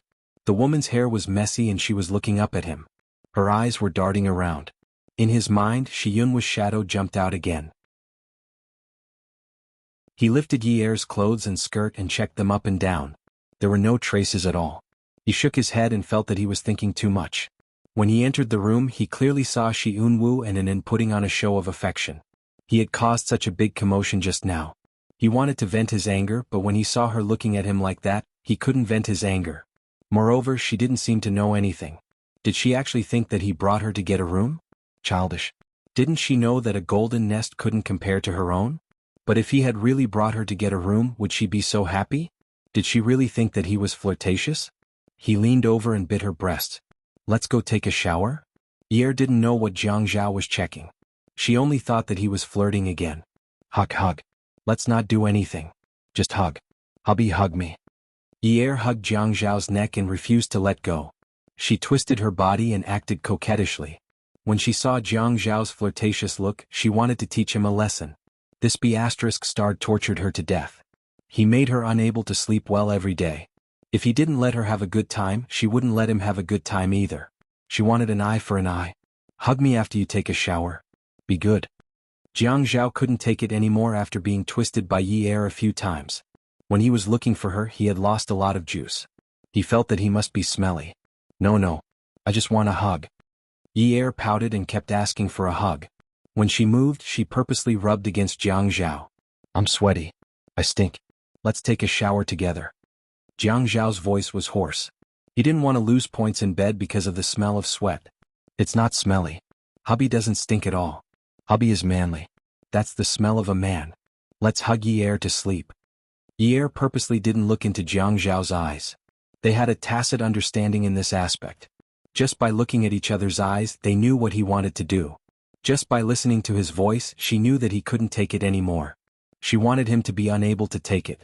Didn't they say that men were creatures with lower bodies? He tortured her psychologically, so she used her soft body to torture him. They were even. Yi Er calculated wrong. She just wanted a hug, but it didn't mean that the man agreed. As they hugged, he took off his clothes. As they hugged, they started doing it naturally. She couldn't resist it. Yi Er came to a conclusion for herself. So women were creatures with lower bodies too. Otherwise, why would her stance be so weak? The hotel's bedsheets and blankets were all white and very eye-catching. Their first time was outside. They had never booked a room outside. It was obviously much more exciting. Now that they were in a new environment, they wanted to challenge different levels. Yi Er couldn't take it anymore. She started to regret that she couldn't resist the man's temptation. She started to regret that she had become a creature with lower bodies. She started to reflect on herself. Tomorrow she was determined to be a pure and kind girl. She would abandon all her evil desires. She couldn't be a female hooligan in her thoughts. Yi'er was so angry that she couldn't catch her breath. Hey it's okay. I just want a hug. You're going overboard. The man hugged the woman tightly and patted her butt. He smiled and said, sex starts from hugging. It's not like you don't know. Isn't it better to hug and do it? Won't it give you a sense of security? Bullshit. You're about to die. How can you feel safe? Have you ever seen someone who's about to see the king of hell feel safe? She was about to die because of him. You're about to see the king of hell? Yes. You're about to send me to the king of hell. Be good. That's to make your trip pleasant. Visit more. Later, I'll send you to the heavens to see the Queen Mother. Hubby, if I see the Queen Mother, I won't do it anymore. Otherwise I'll be crippled. You won't be crippled. Sleep for a night and you'll still be a good man tomorrow. Yi'er was unconvinced. Her face flushed red. You're the good man. I'm not. I'm a beauty. I'm a beauty. Jianghu saw that Yi'er was really unable to take it, so he slowed down. He held Yi'er's head and kissed her on the lips. Thank you for the compliment, wifey. But my beautiful wifey is a man on the inside. Yi'er was furious. Who would do it on the bed? Did he love her and say that his wife was a man? This was too hurtful to her pride. She wanted to resist passively and not cooperate with him anymore. She wanted to let him do whatever he wanted. But her body's reaction was too weak. Even when it was over, Yi'er still ignored Jianghu. She was still angry. She was so angry that she was about to suffer internal injuries. People said that a woman would doll herself up for her lover. Her husband treated her as a man. This was too insulting. Jianghu came out of the shower and pushed Yi'er. What's wrong? I don't want to talk to you. Let's go. Jianghu tore off the bath towel, lifted the blanket and went to sleep. He hugged his woman. Who was the one who was desperately calling for her husband just now? Now that you're full, you're chasing me away? You're also flipping your face faster than flipping a book, right? Yi'er was angry and pushed Jianghu away. Jianghu, where's your face? Jianghu took Yi'er's hand and placed it on his face. He rubbed it in a big circle. Luluo, wifey, it's here.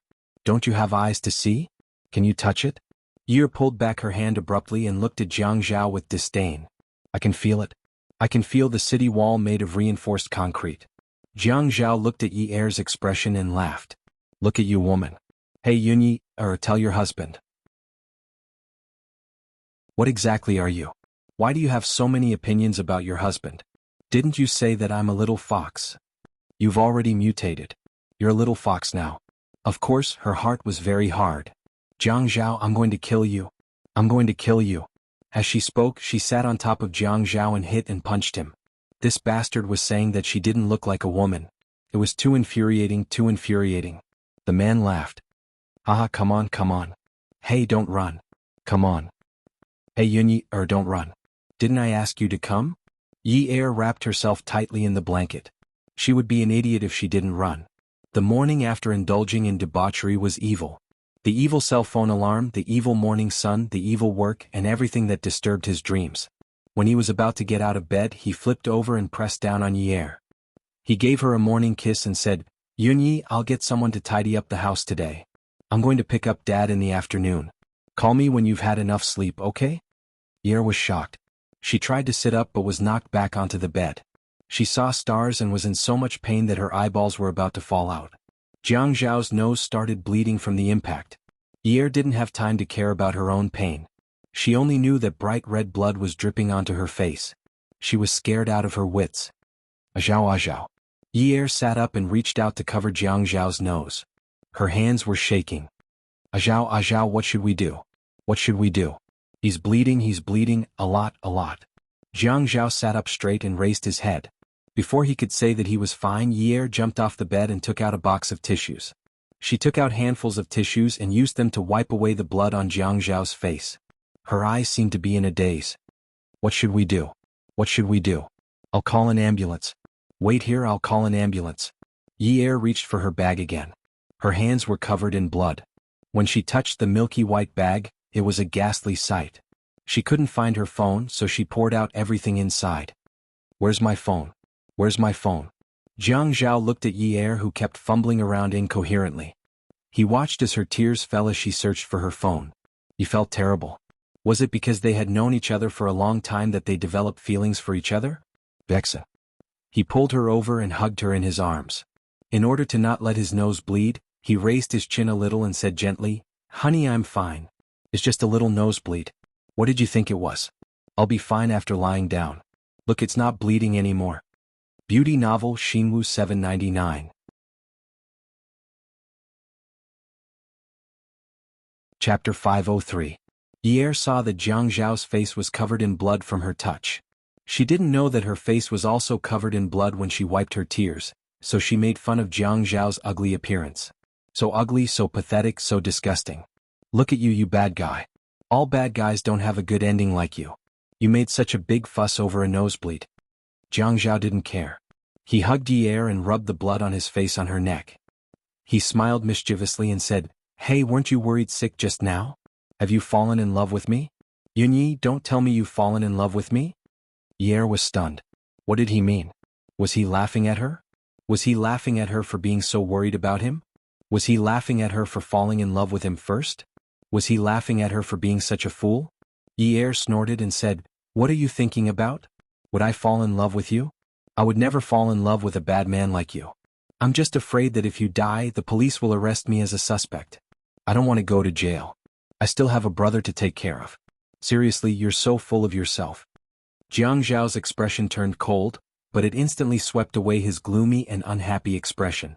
He exhaled and turned around to press Ye under his body. He didn't care about how inappropriate his image was at this moment. He smiled playfully and said, "Let's play a game. How about that?" "What game?" Jiang Zhao looked into Ye's eyes and said, "You said it yourself. We don't have feelings for each other and we don't love each other. Why don't we make a bet? Whoever falls in love with the other first loses. How about that?" Ye clenched her fists in her heart. "You see? Good job. Luckily, you didn't embarrass yourself by admitting that you've fallen in love with him. Although you've already lost at the starting line, you're still far away. You still have a chance to win, right?" She raised her neck and confidently opened her eyes. She smiled brightly and said, "Okay." Jiang Zhao gritted his teeth and stared at Ye for a few seconds. Jiang Zhao looked at Ye and said confidently, "Okay." It was as though he had signed a contract with God and would never go back on his word. He told himself to endure it. He couldn't bear to hit her, so he would just bear with it. Just wait and see. One day this little hussy would fail miserably. She was amazing and self-righteous now. She didn't believe that she still didn't have feelings for him after living together for so long.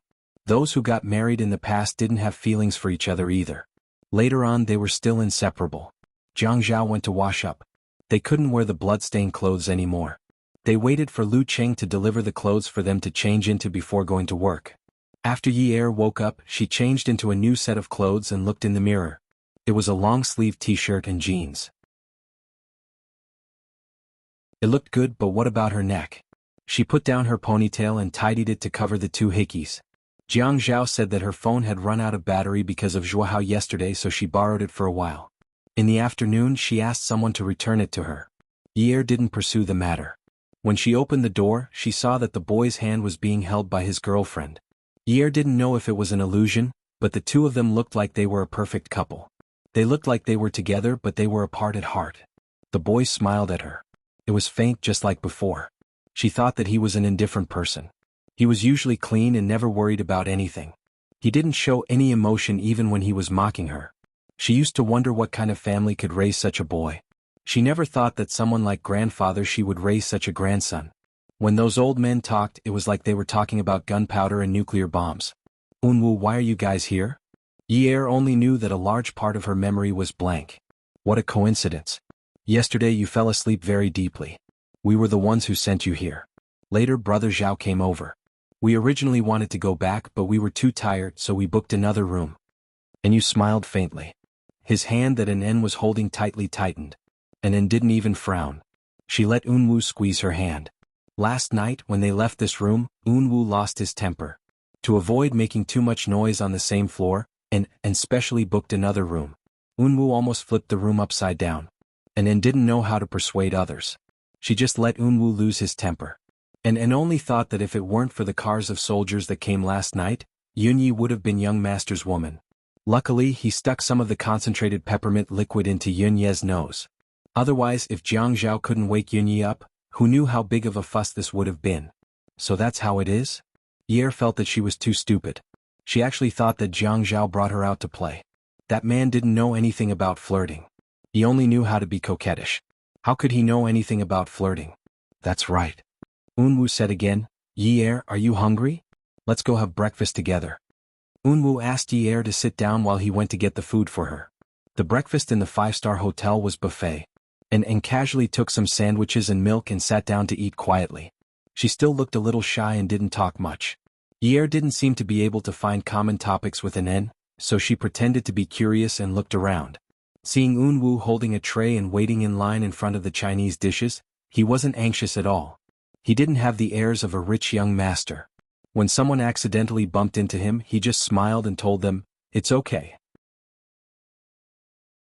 It attracted a lot of infatuated girls. When Jiang Zhao brought the tray to Ye's side, Ye realized how attentive this boy was. Single-sided egg, 2 drops of soy sauce on the raw egg yolk, straw. Orange juice, whole wheat bread. Ye's breakfast was like this most of the time. He placed Ye's portion in front of her. That's right? I remember you telling me that it's simple and nutritious. Ye took the straw and stirred the egg yolk, mixing the soy sauce and raw egg yolk together. She wrinkled her nose and said, "What's wrong with your brain? You can't remember my name, but you remember these things." I didn't say that I didn't remember. You're blocking my way with your words. You're saying that I remember? Even if I don't remember anyone, it's impossible for me to not remember you. After all, customers like you who don't know how to appreciate food are rare. Haha. Ye sucked the egg yolk clean and then used her chopsticks to split the egg white into 2 pieces. She stacked them and put them into her mouth piece by piece. She closed her mouth and chewed contentedly. Unwu looked at the way she ate and said, "I remember you saying that you don't change much at breakfast. I thought you were just lazy, but it turns out that you can eat so contentedly." Ye took a sip of the orange juice and gently wiped the corners of her mouth with a napkin. She nodded and said, "Yes, I'm like this with everything. Once I've chosen the right food, it's hard to dislike it. Unless it's like a chicken who has bird flu, a pig who has disease number 5, or a cow who has mad cow disease, I usually won't change the food I'm used to. Especially for things like breakfast, it's very difficult to choose something simple and nutritious." Yunwa's face stiffened. She was like this with everything? She was like this with food and she was like this with people? She had chosen Jiang Zhao, but was being forced to choose him also a choice? Unwu was not in the mood to eat. His gaze was fixed on Ye's every move. He cut up the bacon and sandwiches on the plate messily and asked, "Ye, are you happy after you got married?" Ye almost choked. She found it a little funny. After she got married, no one had asked her if she was happy. Zheng Ling didn't ask, Xia Qian didn't ask, and the insensitive Qiu Xiaoye never asked either. But Unwu actually asked her if she was happy. She nodded. Her eyes shone brightly. "Jiang Zhao is a good man. I'm very happy." Unwu lowered his head and held his knife and fork tightly. He simply cut up the food on the plate and completely lost his appetizing look. "Aren't you hungry?" Ye was puzzled. Unwu said unhappily, "I'm full." After breakfast, Ye suggested going to Yunwa's place to get the painting back. Unwu agreed. When they arrived at the Shi family's villa, Ye sat downstairs and waited for Unwu. She only stood up when she saw Unwu come down with a rectangular board in a cloth bag. It was probably a framed painting. When Unwu passed it to her, he said disdainfully, "It really takes up a lot of space. I've been wanting you to take it back for a long time." "I'm sorry, the money?" Unwu snorted. "How dare you talk about money?" Ye shut her mouth. He was a rich young master. He didn't lack money. Was she being too calculative? She wanted to take a look at the painting, so she took it from Yunwa's hands. When she bent down to open the cloth bag, her hair flew over her face. She reached out to brush it back in disgust. The 2 purple hickeys on her neck were exposed. Unwu looked at Ye's neck. Images of clothes fluttering in the air and naked bodies of men and women entangled with each other flashed before his eyes. Those images were really torturous. She said Jiang Zhao was a good man. She said she was happy. How could she be so happy? She was happy alone. Yunwa's clear eyes suddenly darkened. His hand reached out to Ye's neck, but an stopped him in midair. "Unwu, you're afraid that sister-in-law can't handle the animation. Let Ague help. You didn't rest well last night, so don't do it." Unwu turned around, his back facing Ye. He looked at An's expression, which was changing unpredictably. Yi'er glanced at the painting in the cloth bag. When she heard Anan's words, she looked up at the two of them and smiled. It's so light. I don't need anyone to help me. I'll go back first. Unwu knew that he couldn't make Yi'er stay. He had to arrange for a car to send Yi'er back. Yi'er didn't want to. It wasn't because she felt inferior living in that kind of place. If she hadn't been with Jianghu, it would have been fine. But now that she was with him, if she was still living in such an old neighborhood, wouldn't her relatives and friends say that Jianghu was like that? Men were always prideful. This was what her mother-in-law had said. Her place was too shabby. If others were to talk about it, Jianghu would be the one to lose face. Yi'er took the painting back to her place. Jianghu had said in the morning that he would send someone to tidy up the new house and pick up her father in the afternoon. She actually couldn't get excited. Logically speaking, at a time like this, she should be so excited that she would cry. But she didn't. She couldn't figure out why she couldn't cry. She still couldn't believe that Jianghu could get her father out so quickly. But she accepted it with a clear conscience. It was as if he was supposed to do it for her. On a day like this where she shouldn't have known what to do, Yi'er was actually in the mood to tidy up the house, clean up, and pack some clothes. They were moving to a new house. Jianghu was the one who took care of the things over there. She didn't care. She only needed to bring some clothes and daily necessities over. That's right. They were moving to a new house. It was a happy day.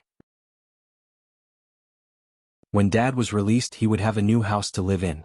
It was great that the family would be together. There was nothing to cry about. What if Dad asked where Mom had gone? What would she say? That she had run away? Welfare Jianghu 799.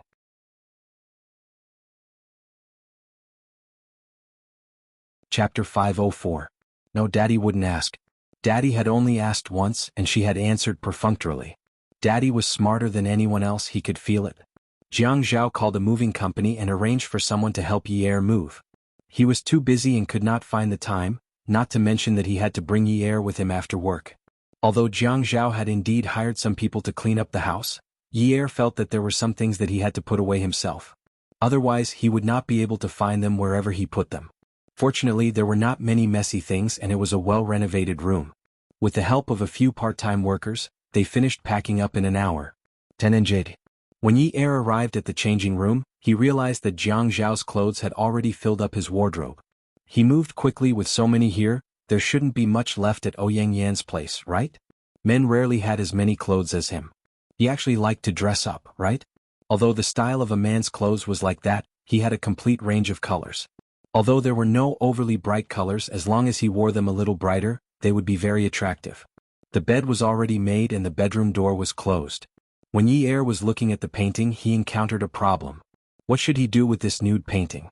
He couldn't hang it up like a wedding photo, but if he put it away, where would he put it without being discovered by others?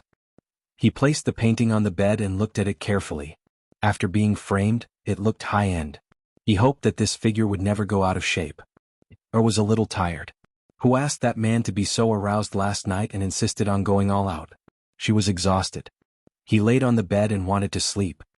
He turned his head and thought that it was still early. He decided to sleep for half an hour.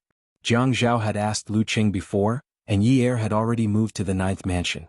He had to pick up his father-in-law at 5 o'clock, so he had to go back and pick up Yi'er. When he opened the door and lowered his head to change his shoes, he called out happily twice. No one answered him, so he went to look for her room one by one. He guessed that she was packing her things. The room was very clean. He could live in it today. It was pretty good. With a more comfortable house to live in, she would definitely be happier.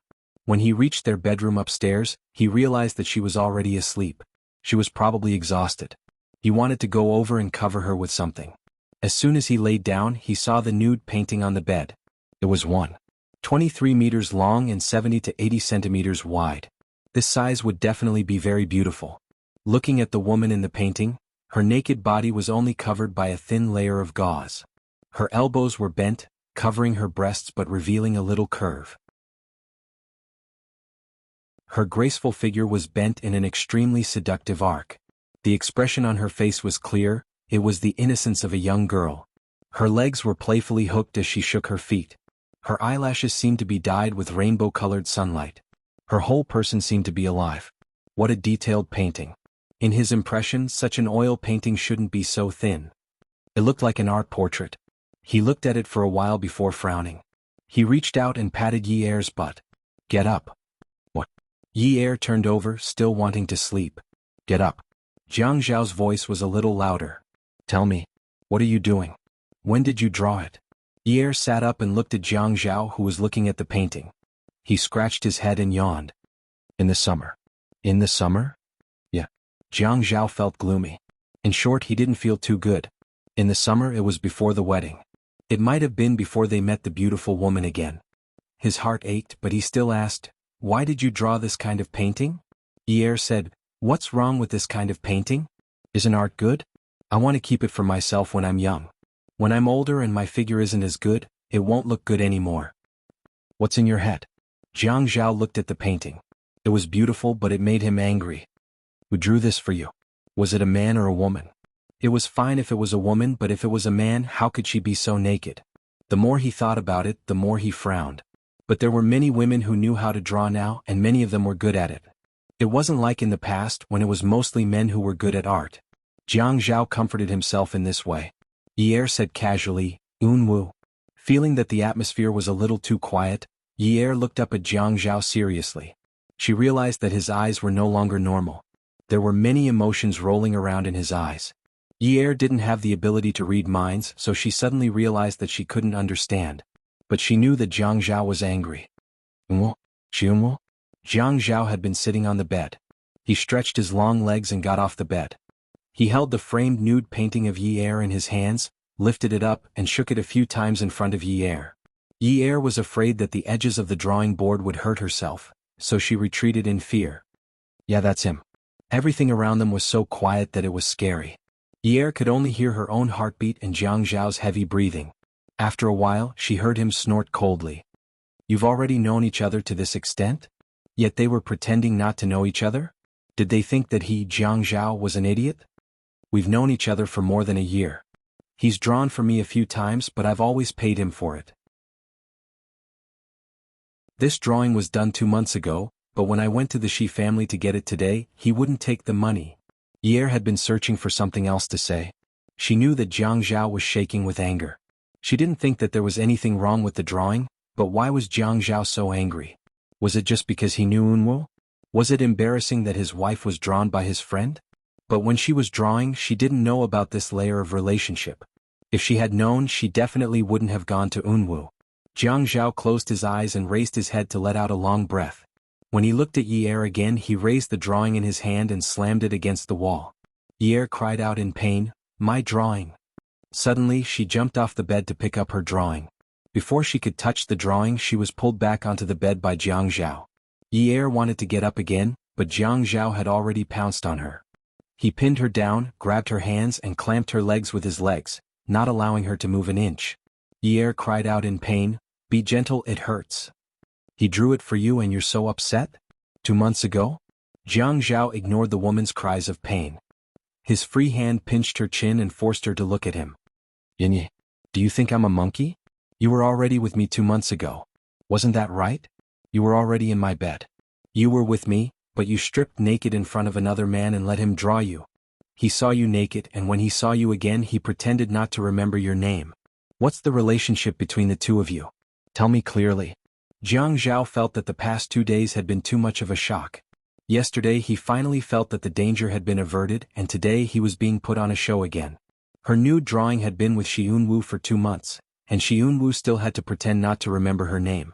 If it weren't for Zhuang Yichen's investigation, he would have really thought that Shi Unwu was such a heartless person. How much did a woman trust a man that she would strip naked in front of him? Jiang Zhao, you're crazy.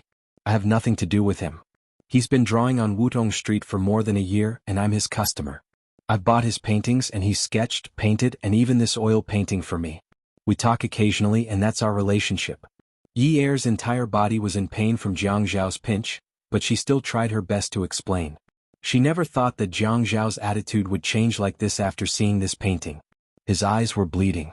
If she had to blame someone, she could only blame herself for being unlucky. Unwu and Jiang Zhao's relationship was actually so close. Jiang Zhao, calm down. Unwu and I aren't what you think. He only drew for me. There's nothing between us. Don't misunderstand. Yi Er couldn't cry at this time. She was only afraid.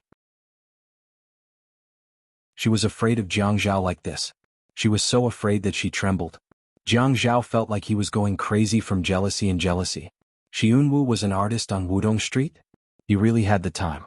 They were obviously very close, but he was pretending not to be close. What was he supposed to think? Jiang Zhao suppressed his voice with the last bit of his endurance. Why did you let him draw you?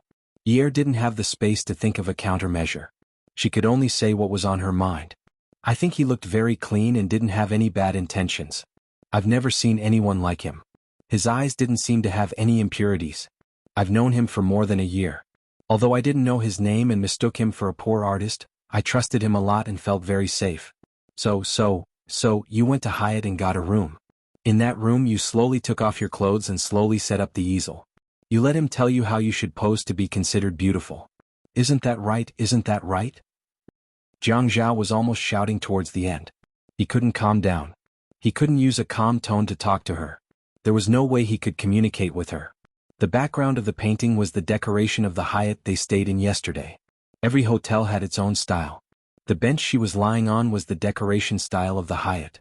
It was such a fine painting, but he had been paying attention to the person in the painting. Now that he thought about it, what if he hadn't found her last night? Hyatt was their old haunt. It was no wonder Shi Yunwu wanted to go there. When she was with him, she went to get a room with another man and drew nude pictures.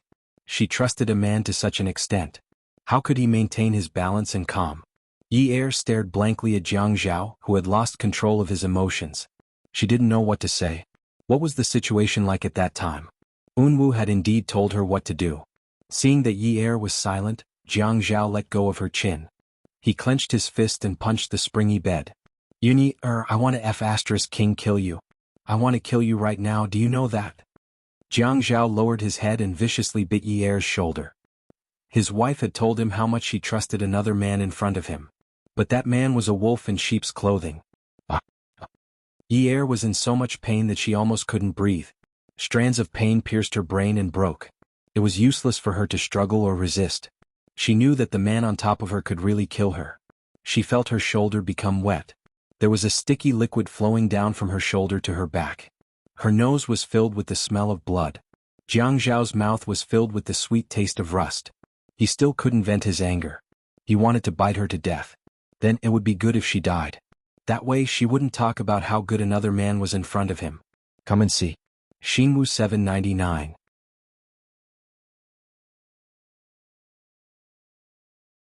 Chapter 505. Ye was in so much pain that she couldn't take it anymore. She felt that if the man continued to bite her like this, she wouldn't be able to keep the flesh on her shoulder. She tried to bend her knees to push him away, but she couldn't. Jiang Zhao. You lunatic. B*****. BT. Let go. Ye was gasping for air as she finished scolding him. It was too painful, as if a knife was cutting her. Jiang Zhao listened to Ye scolding him. After scolding him, she changed her words. The more he bit, the more his teeth ached. His entire face hurt. When she was with him, she would either coax or lie or put on an act. But behind Shi Yun's back, she would say in front of him, "Did you realize that Unwu is as beautiful as Fei Yin? They both have soft and tender skin." She said that she had never seen someone like Shi Yunwu. He was so clean that he didn't have any impurities. She said that she trusted that man, but she had never trusted him. Never? If I'm a lunatic ****, then what about Shi Yunwu? What is he? Ye thought of Jiang Zhao's crazy reply and also spoke without thinking. He's 10,000 times better than you. He's pure, kind, he's not scheming, he's polite, he's a gentleman. Jiang Zhao was stunned for a long time. He let out a long sigh and rolled off Ye's body. He wiped the blood around his mouth and didn't say anything. He didn't even look at Ye's injuries. He got off the bed, went to the bathroom with a dull expression and closed the door. Ye heard the sound of the shower turning on in the bathroom. She regretted what she had said. But words were like water that had been spilled. They couldn't be taken back. Jiang Zhao didn't even take off his clothes. He just stood under the shower and raised his head. The water from the top of his head continuously splashed onto his face. He reached out to wipe the water off his face, but it was useless. The water came back wave after wave. The fabric on his body was all stuck to his skin, revealing a bit of the color of his skin. His shoulders drooped and he looked very weak. The gap between them was indeed too big. He was almost 30 years old and she was only 19. Their views were too different. He couldn't keep up with her new ideas and he couldn't understand her art. He felt that he had had enough. If he continued like this, he would be overdrawn. This woman was heartless.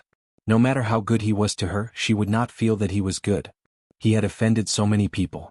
Did she think that it would be easy for someone like Yun Hongwei to be released on medical parole? Even someone from the provincial party committee came out to interfere. Originally, he didn't want to use the Qin family's connections, but he still did. For her, he dragged his family down. In her eyes, he was a bastard.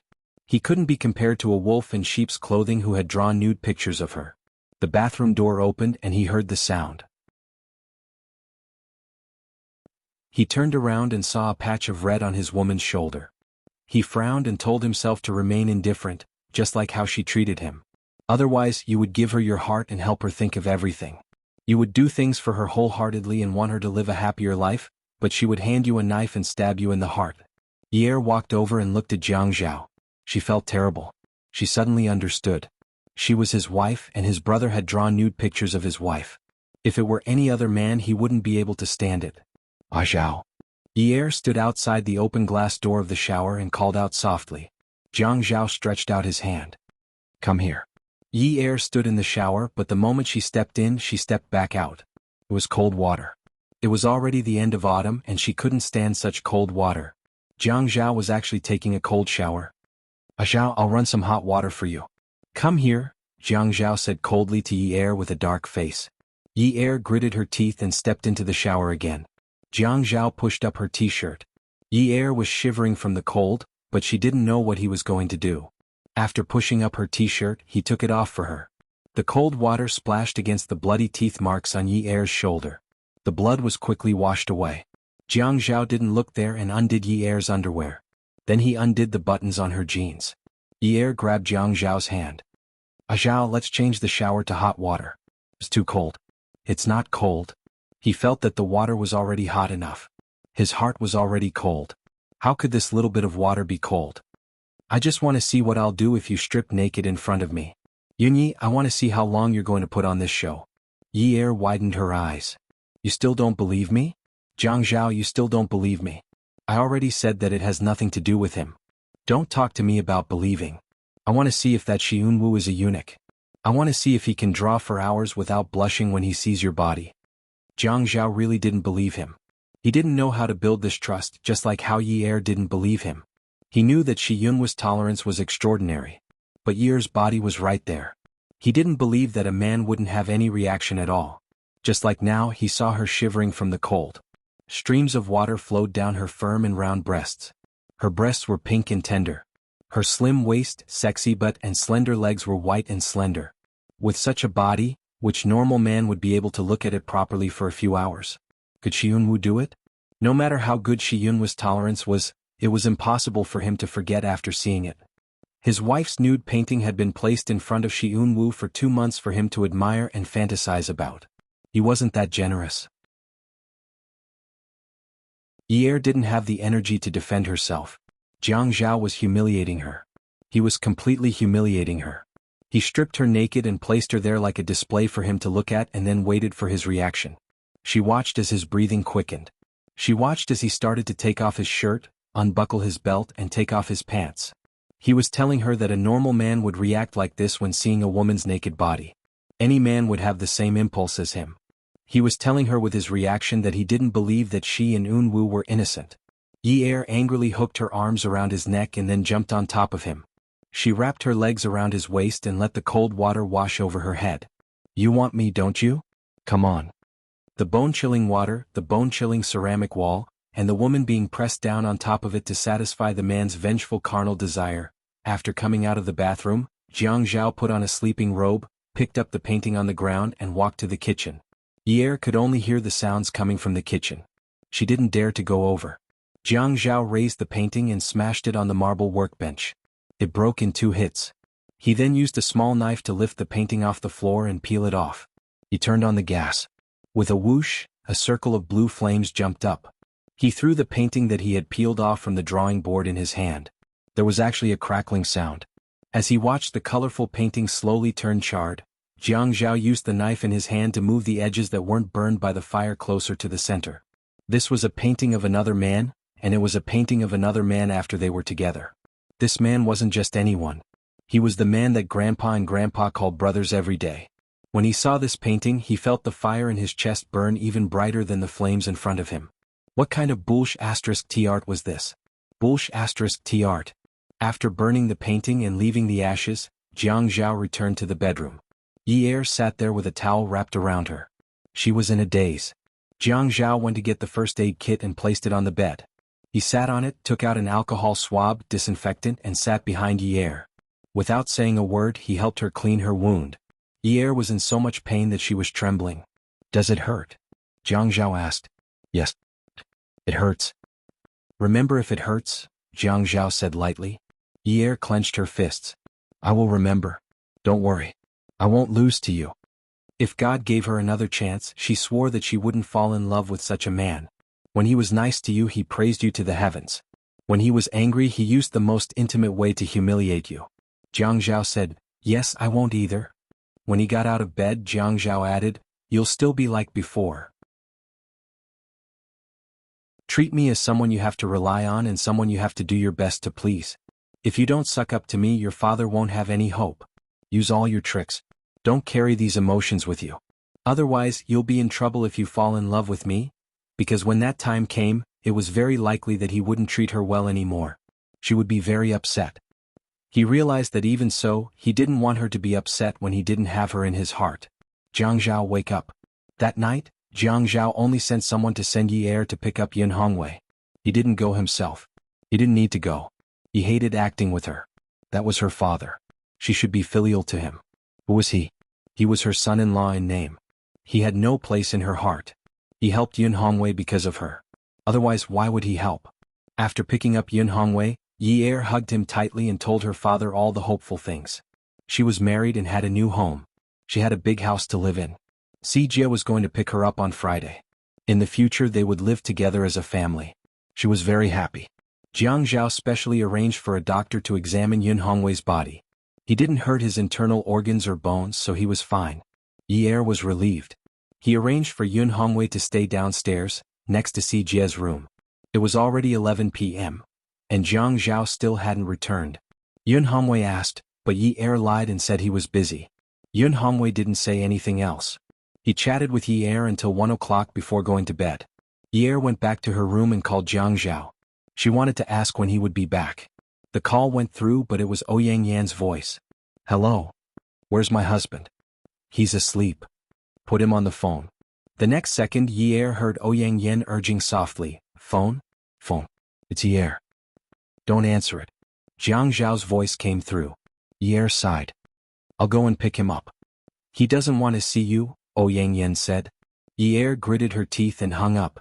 Ouyang Yan also hung up. She sat on the floor and leisurely reached out to pluck a grape from the fruit bowl on the bedside table. Behind her, a drunk man was sleeping on the bed. She popped the grape into her mouth and chewed slowly. Thinking back to when she met Jiang Zhao at the restaurant today, she couldn't believe that he would be so drunk without a care for his image. Although it was a private room in the restaurant and no one could see them from the outside, what if someone saw them? It really took a lot of effort to get him back. Even the designated driver said he was too drunk. Yin How many times did he say this woman's name? He said she had no conscience. He actually got drunk because of that woman. When did he become so useless? It was 2 o'clock in the morning. Yi Er couldn't sleep. Beauty novel. Hongcha 866.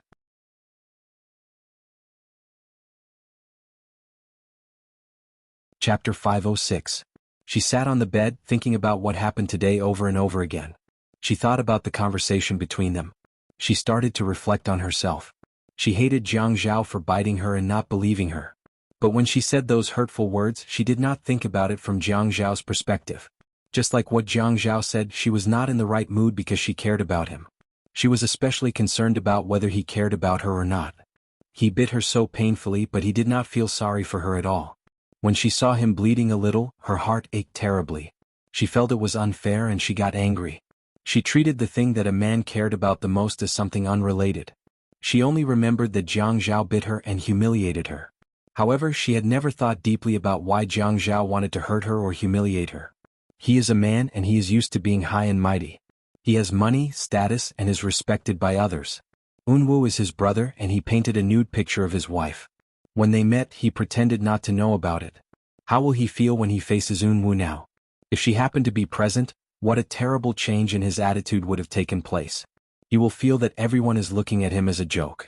Moreover, he is not a businessman. He is a mayor. Her mother-in-law had said that she should not do anything immoral when she married Jianghu. Wasn't this painting offensive to public morals? Regardless of whether the cause of this matter was wrong or not, from Jianghu's point of view, he was not wrong. He was angry and did not pick her father up. He did not come back for dinner. He did not come back to sleep. She did not feel wronged. But he could not let her spend the night at Ouyang Yan's place. Ye got out of bed and put on a t-shirt and jeans. Her shoulders were still hurting. She remembered telling him that she would not forget and would not lose. But she felt she had gone overboard. Her eyes were a little red and her nose was sore. She put on a sweater for herself and told Yun Hongwei that she was going out for a while. Yun Hongwei also felt that there was some conflict between the couple and did not say anything. He only reminded her to be careful. Ye took the keys to the Jeep and went to the underground parking lot. He pressed the sensor and got into the car. The Wrangler gave the driver a strong sense of superiority. Ye sat very straight as if the road was specially built for her. The car drove very fast. When Ye got out of the car, she straightened her back and took a deep breath to cheer herself up. Good luck. When she arrived at the place where she and Jianghu used to live, she stood at the door with her hand raised in the air. She was about to knock on the door, but after thinking about it, she couldn't figure out why she had to knock. This house belonged to her husband. Why did she have to knock on the door? So she took out the key from her bag, turned the keyhole and pushed the door open. Ouyang Yan heard someone open the door and quickly put on his slippers. Before he reached the door, Ye had already opened the door and entered. Ye closed the door behind him. Without changing his shoes, he walked straight to the bedroom, ignoring the Ouyang Yan. Ouyang Yan went to grab Ye. What are you doing? This is my house. Who let you in? Ye flung his hand away. Ha, what a joke.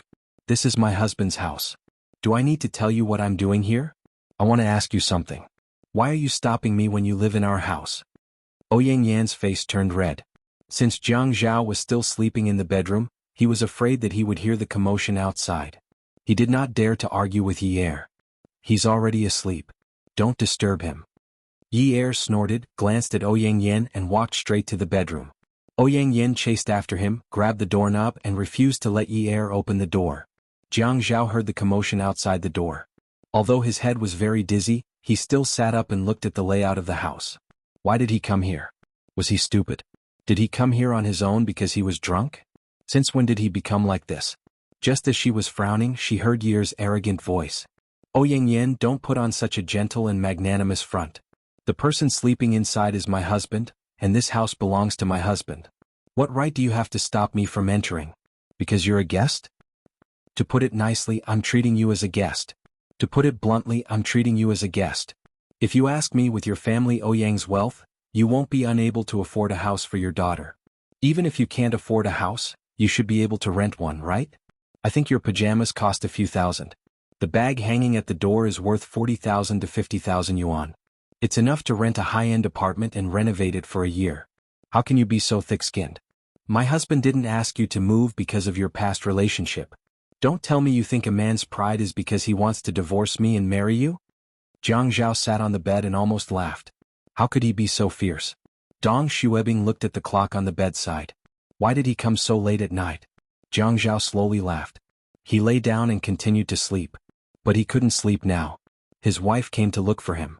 He couldn't sleep and was very excited. He felt his life was cheap. In the afternoon he said he was going to ignore her. But now he was so happy.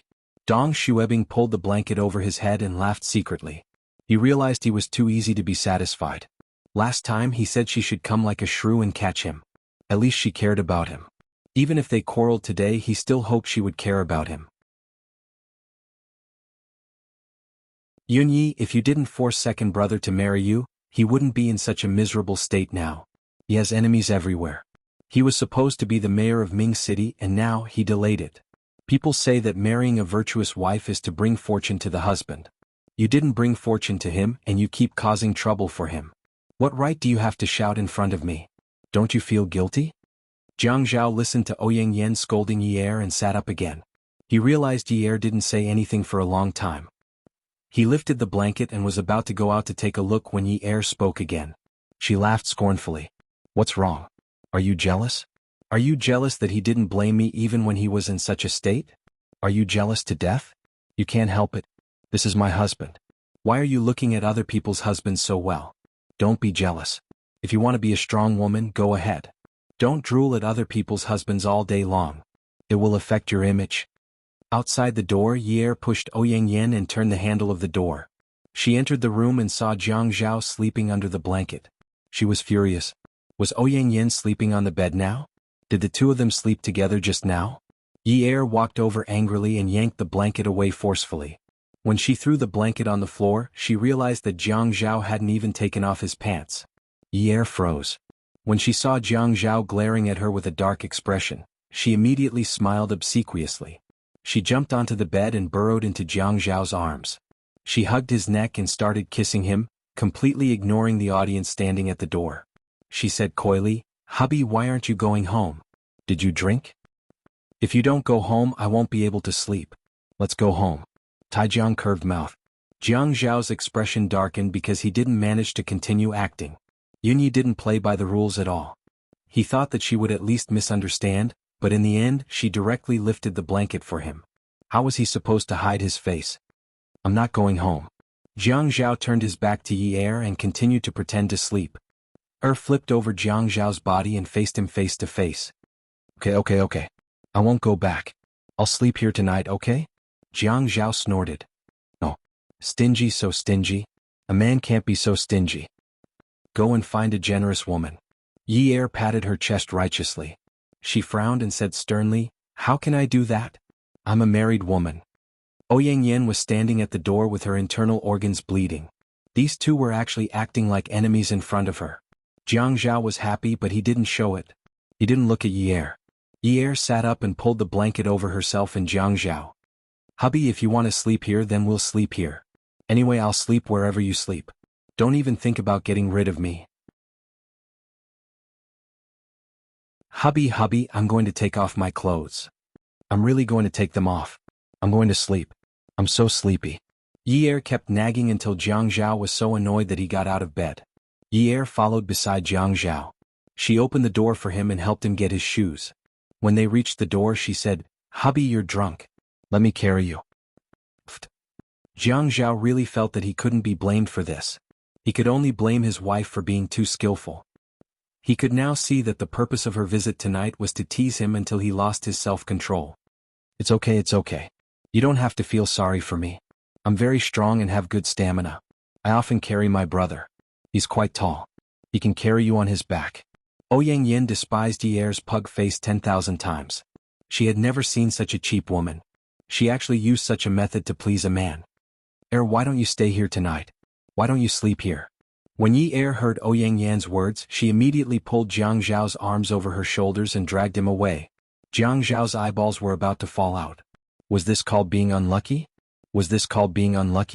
She put his arms over her shoulders. His upper body was in the right position, but what about his lower body? Shouldn't his lower body be in the right position? She should hook her arms around his legs and lift his legs off the ground. His legs were still stumbling as he ran with her. She was running so fast. He was lying on her shoulders, but he was still afraid of stepping on her. He was so much taller than her, so he lost his balance and became a burden. After entering the elevator, Yi quickly pressed the button to close the elevator doors. She immediately changed her attitude. "Jiang Zhao, how dare you have an extramarital affair behind your wife's back? You didn't even come home last night. You even spent the night at your mistress's house. Let me tell you, I'm injured today. If not, I will definitely make you kneel on a washboard." Jiang Zhao leaned against the wall of the elevator and rolled his eyes at Yi. "There's only a washing machine at home. There's no washboard." Yi nodded. "Oh yes, but there's a CPU at home. I heard that it feels good to kneel on it. Then you will be the one kneeling." "What? Because you did something immoral," Jiang Zhao said coldly. Yi was no longer angry. She held Jiang Zhao's arm. "Hubby, I was wrong. There won't be a next time. I promise." Jiang Zhao remembered the last time he caught her at the nightclub. She was also like this. Why did he have no resistance to her? Really, he had no resistance at all. She had done and said so many things that made him vomit blood. As long as she tried to please him, he would not be able to reject her. "Did you just say that you were going to piggyback me?" "Ah. Please," she had said it for the mistress to hear. She wanted to see if Ouyang Yen dared to discuss Jiang Zhao like she did. Did he take it seriously? Attention Hongcha 866.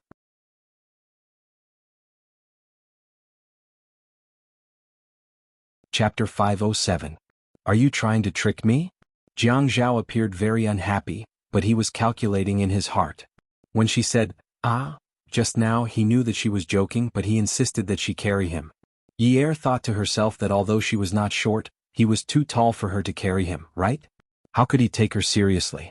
Couldn't he think for a lady and pretend to reject her? For example, she suggested that he carry her. He would immediately say that he was too embarrassed. She could immediately say that it was fine. This fellow was too thick-skinned. Did he really want her to carry him? Yi still did not quite believe him. Hubby, let me support you. I drank too much. I can't walk. When the elevator reached the underground car park, Jiang Zhao shamelessly leaned against the elevator wall and refused to get out. Yi cursed in her heart. You're ruthless. You have a mistress. You're so great. If it wasn't for the old fox living upstairs, she would not have bothered with him. Who knows, the old fox might come down to pick him up the moment she left. Yi gathered her strength and stood with her back facing Jiang Zhao. She got into a horse stance and reached out to pat her shoulder. Come on. Jiang Zhao was just about to pounce on Yi's back when Yi realized something was wrong. She turned her body and stood up again. This time Jiang Zhao almost fell to the ground. After he steadied himself, he glared at Yi. Yi's eyes wrinkled into triangles as she rubbed her stomach pitifully. Hubby, I'm so hungry. Why don't we go eat something to replenish our strength? When I have strength, I'll carry you on my back, okay? No, you just said that you were strong. Yi still looked very pitiful. She didn't care whether Jiang Zhao's face was cold or not. She burrowed into his arms and said, But how am I strong? I've been tortured by you every time. I'm very weak. Don't you know? Jiang Zhao couldn't resist Yi's coquettish behavior. He always felt that such a tall girl didn't like to act coquettishly. When she acted coquettishly, it was also funny. But she just could make it look cute like a little bird. At this time, the underground car park was very quiet. The elevator was not in use and did not open for a long time. The number 1 stood there quietly. Jiang Zhao forced Yi to the left corner. I can't take a picture to film it. You can't? Yi asked. Yes, I want to see how weak you are. Hey, don't. Yi retorted. Her expression changed. She actually came here to talk to a drunk man about ambiguous topics. Had she never heard of drunkenness before? Hubby, I'll carry you out right now. Come on, I'm strong. The man's hand had already unbuttoned the woman's jeans, but he did not take them off. He only put his hand in. Yi suddenly trembled. Jiang Zhao saw her reaction and immediately pressed her head into his arms. Be good, don't raise your head. Jiang Zhao, don't be so naughty. Yi panted and grabbed his shirt. She did not dare to move. Her whole body was on fire. She wanted to twist and turn. It was too uncomfortable. Hey, if you continue to pinch and twist like this, my fingers will be broken by you. The man lowered his head and sucked the woman's ear. Don't say that. Are you shy? When the man spoke, his hands did not stop moving. In an instant, the woman softened in his arms. He teased, as expected, so weak. So weak. Hubby, are you not going to carry me? No, I have to carry you. Yi felt that she had met a rare specimen. She asked in disbelief, You still want to carry me? It was only when they got back to the car that Yi understood what Jiang Zhao meant by carry. He adjusted the seat and flipped her over. Then he pressed his entire body on top of her and said, Considering that you are very weak, I reduced the difficulty of carrying you. Does hubby love you very much? Yi wanted to curse. He knew that she did not like being the back seat. If he pushed it too hard, it would hurt her to death. However, Jiang Zhao said, Don't worry, I won't push it too hard. After the car ride, Yi was sure that Jiang Zhao was a man of his words. Indeed, it was not as deep as the first time he was the back seat. It was not deep. It was very suitable, very good. Back at number 9 mansion, Jiang Zhao tidied his shirt and took off the front mirror. He looked at himself and tidied his hair before getting out of the car with Yi. When they reached home, Yun Hongwei was still awake. He was sitting on a chair in the dining room. When he heard the sound of the door opening, he walked to the living room. He saw Yi leading Jiang Zhao home. He did not seem to be uneasy because he had just been released from prison. He walked to the entrance graciously. Jiang Zhao saw Yun Hongwei walking over and greeted him politely before changing his shoes. That. Yi's heart softened. Yun Hongwei was still acting graciously earlier. But when he heard Jiang Zhao calling him dad, he felt uneasy. Jiang Zhao noticed that Yun Hongwei was not used to it, so he asked naturally. Dad, it's so late. Why are you still awake? I was waiting for you all. I was a little worried. Yun Hongwei was an honest person, and he does not know how to flatter Jiang Zhao. Just because Jiang Zhao was the mayor, he did not try to curry favor with him. He felt that if Feng Yu was not his son-in-law, he might try to curry favor with him in the past. It was not because he thought highly of himself. But his daughter still needs status. As a father, he should not try to curry favor with his son-in-law. They were a family and they should respect each other. Furthermore, Jiang Zhao had addressed him as dad the moment he entered the house. He felt that Jiang Zhao would not look at him differently. Dad, I'm sorry. It's a little late today. I had to ask Yi to pick me up before I came back. I made you worried. You're not in good health, so you should rest early. Jiang Zhao changed his shoes and looked at Yun Hongwei apologetically. Yun Hongwei looked at the wall clock. It's fine. It's fine. You should take care of your health. You all should rest early. After saying that, Yun Hongwei returned to his room. Jiang Zhao and Yi went upstairs and closed the door. Jiang Zhao was not sleepy. He had a lot of things on his mind today, and Yi was not sleepy either. Both of them sat cross-legged on the bed. Yi raised his hand. Zhao, I will reflect on what happened today.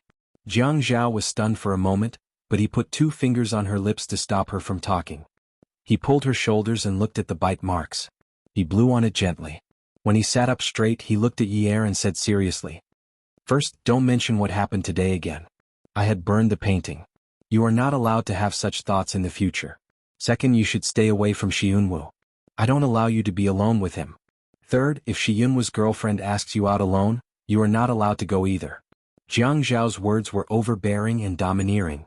Not allowed, not allowed, not allowed. Yi kept nodding. Okay, I won't be alone with him and I won't go shopping with his girlfriend. Are you relieved now? I'm not worried about you, but I'm worried about him. Then what should I do? Yi felt that Jiang Zhao was worrying too much, but she had to go along with him on the surface. Jiang Zhao said, What about you? Nothing. Just do what I said and don't allow me to do it. About school, what major do you want to study? Yi didn't know why Jiang Zhao was talking about studying again, but since he asked, she had already planned for her future.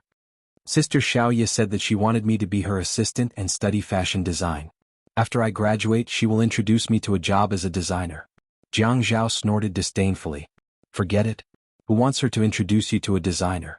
If you really want to be a designer like her, go ahead and study. After you study, I can make you the second Xiaoye Qiu in Haiqing. Actually, he just felt that it was best for her not to get involved in anything that had to do with Zhuang Yichen. He was really afraid that it would ruin things between women. Hubby, are you serious? Why should I be serious? It's just money and resources. It's not that difficult. Yi heard Jiang Zhao's tone and felt a little indignant for Xiaoye. She whispered, Sister Xiaoye is so famous. She's really capable. Jiang Zhao smiled and reached out to flick her forehead. That's not because Xiaoye is capable. It's because Zhuang Yichen is capable. It's too difficult to make a name for oneself in this society.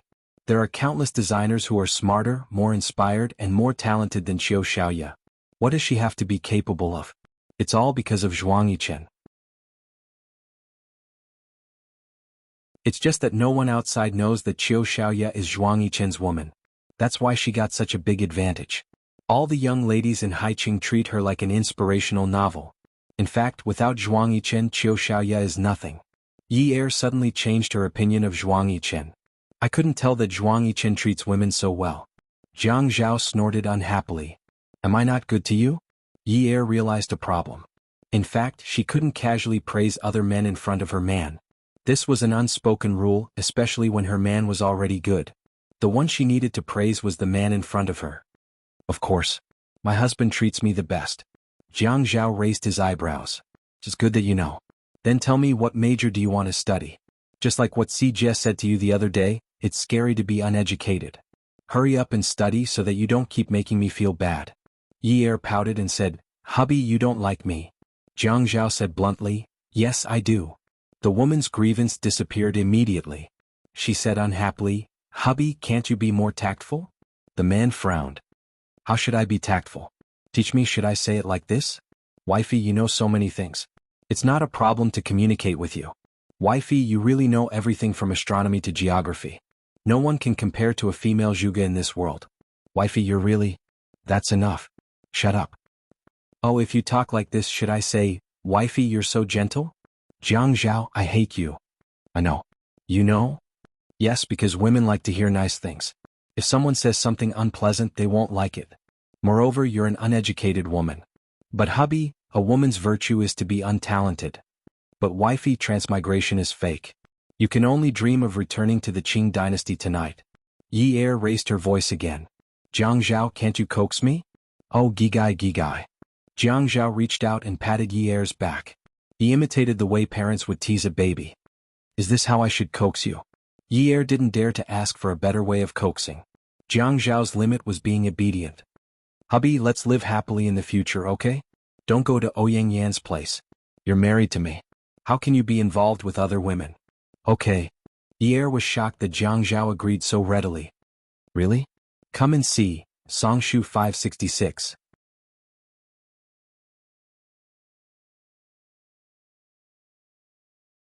Chapter 508. When did I lie to you? Jianghu felt really sleepy now. He needed a good night's sleep. He stretched his arms and neck before collapsing. Good night, Yunyi. Good night, Azhao. In the Shi family villa, the light in the art room on the second floor was still on. Shi Jintian had already woken up from his nap. The maid said that the young master was still awake. He was worried, so he went to knock on the door. No one answered, so he pushed the door open and entered. Unwu was still painting. Unwu, he called softly, afraid that he would scare his grandson. And you held a palette and slowly painted. Even when he knew that someone had entered his studio, he didn't have any reaction. He looked at the painting leisurely, and there was even a faint and confident smile on his face. Grandpa, I want to compete with Jianghu. A fair competition. I won't drug Yi Er again. I want to get her through the right way. Don't interfere. Shi Jintian knew that Unwu didn't care about anything after the heart transplant. If he insisted on it, even 9 bulls wouldn't be able to pull him back. However, he still couldn't believe that a girl could charm Unwu to this extent. He had met Yi Er that day and she didn't seem to be that close to Unwu. Unwu. Unwu raised his head and sighed. Grandfather, rest early. Don't force me anymore. Unwu, there are many good girls in the world. Why are you so stubborn about a married woman? They are husband and wife. Why can't you find an innocent girl? Even though Shi Jintian couldn't reprimand Unwu, his tone was full of reproach. In his mind, even though Unwu had a heart transplant, it didn't affect anything. Unwu was outstanding and sensible. He should be worthy of the best girl in the world. Innocent? Unwu smiled and asked, Grandpa, our family is not innocent at all. Why do we need to ask others to be innocent? What's more, she's just married. I thought about it all night and this was the best result I could think of. I've thought of worse situations before. Actually, I shouldn't have been so pessimistic. He had indeed thought of a worse outcome. In the past, he thought that she was working in a nightclub. When she said that she was selling her body, he couldn't sleep or eat in peace. Fortunately, he didn't find her in that kind of place, right? This was a kind of fortune for them. He had thought about what she had said during breakfast many times. She was really such a stubborn person, so what if he took her body? He wasn't an impulsive person. When he faced her, especially when he saw her smile at Jianghu, he felt that he was a little late. But it didn't matter if he was a little late as long as he caught up with her. Since he had already made up his mind, so be it. He had lived a life of plain water for so many years, so he didn't mind waiting a little longer. If Jianghu really entered her heart, then he would remove Jianghu from her heart completely. Only then would he be the safest. Shi Jintian's chest shook. Unwu, if you insist on becoming enemies with Jianghu because of a woman, Grandpa can only give up everything in Haiqing and take you away. We'll go abroad. Unwu lowered his head and continued to paint. He said indifferently, Grandpa, if you want to go abroad, then go. I like being here. Grandpa, I didn't expect that even you don't love me anymore. Jianghu habitually gave Yi Er a morning kiss before he woke up in the morning. He felt at ease. It was as if when he woke up, there was someone by his side whom he could remember. Then he turned his head. The smooth and fair forehead was right there.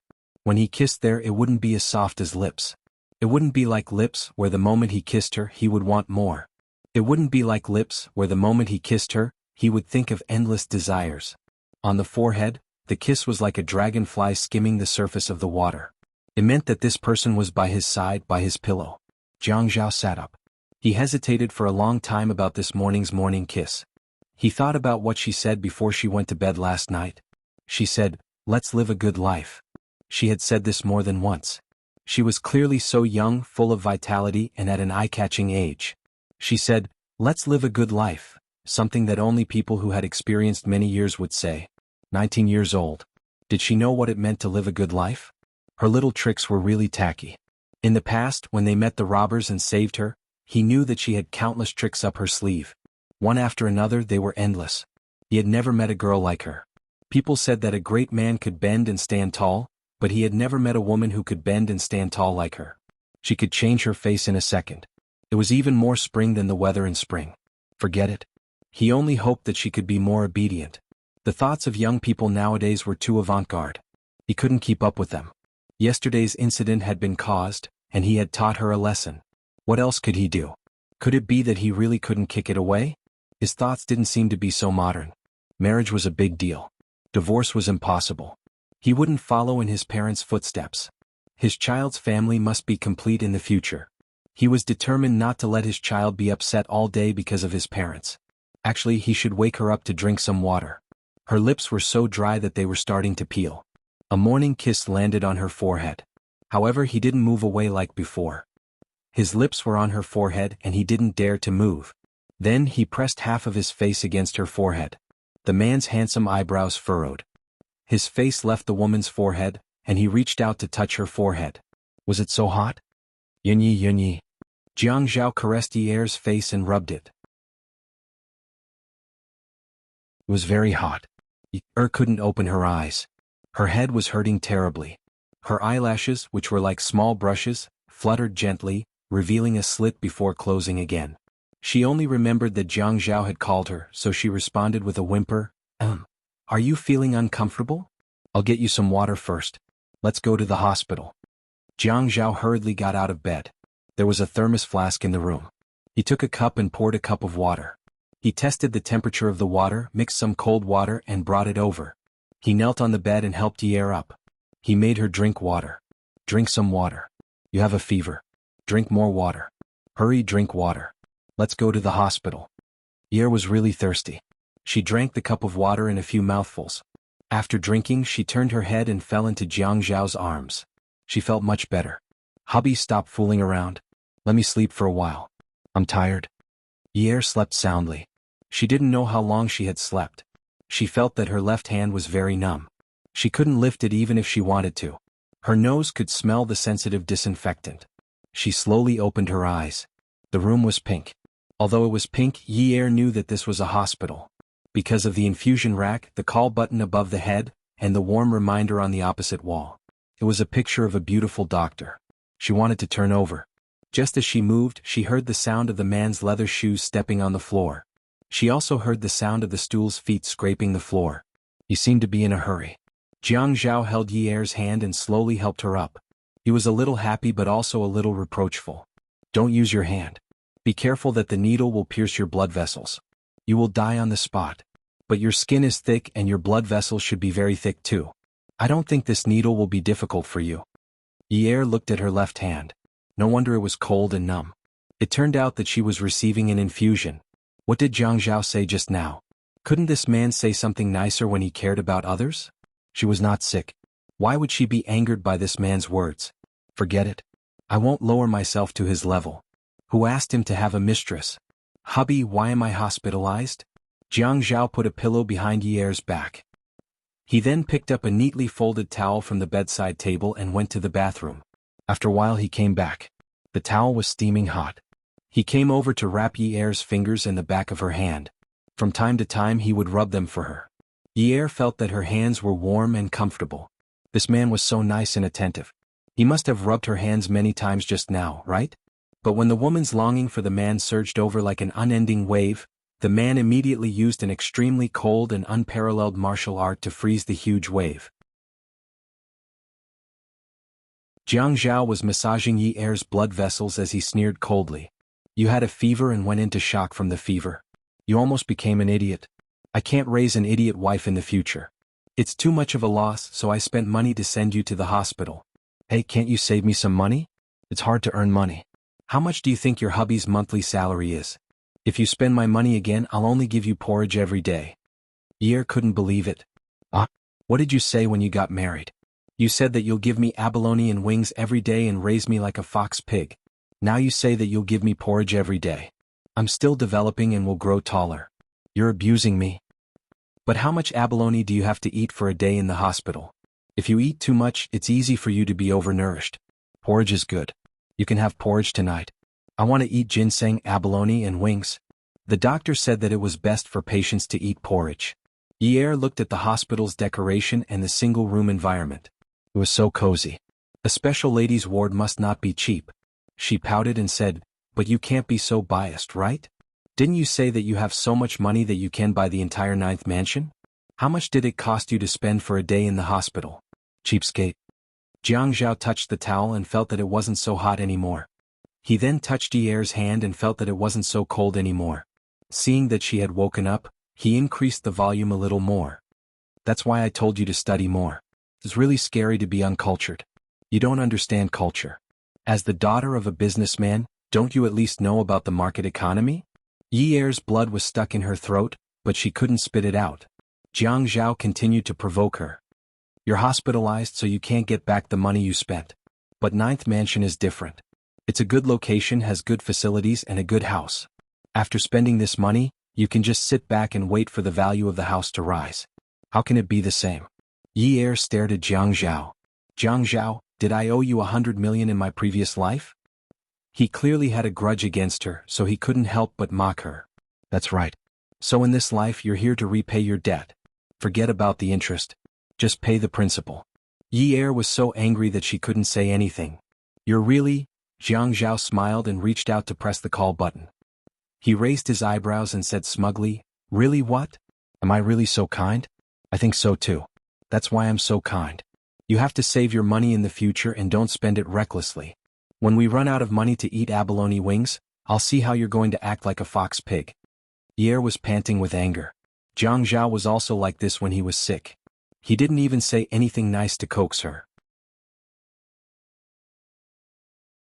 She didn't know that when she went into shock from her fever in the morning, Jianghu had been scared half to death by her.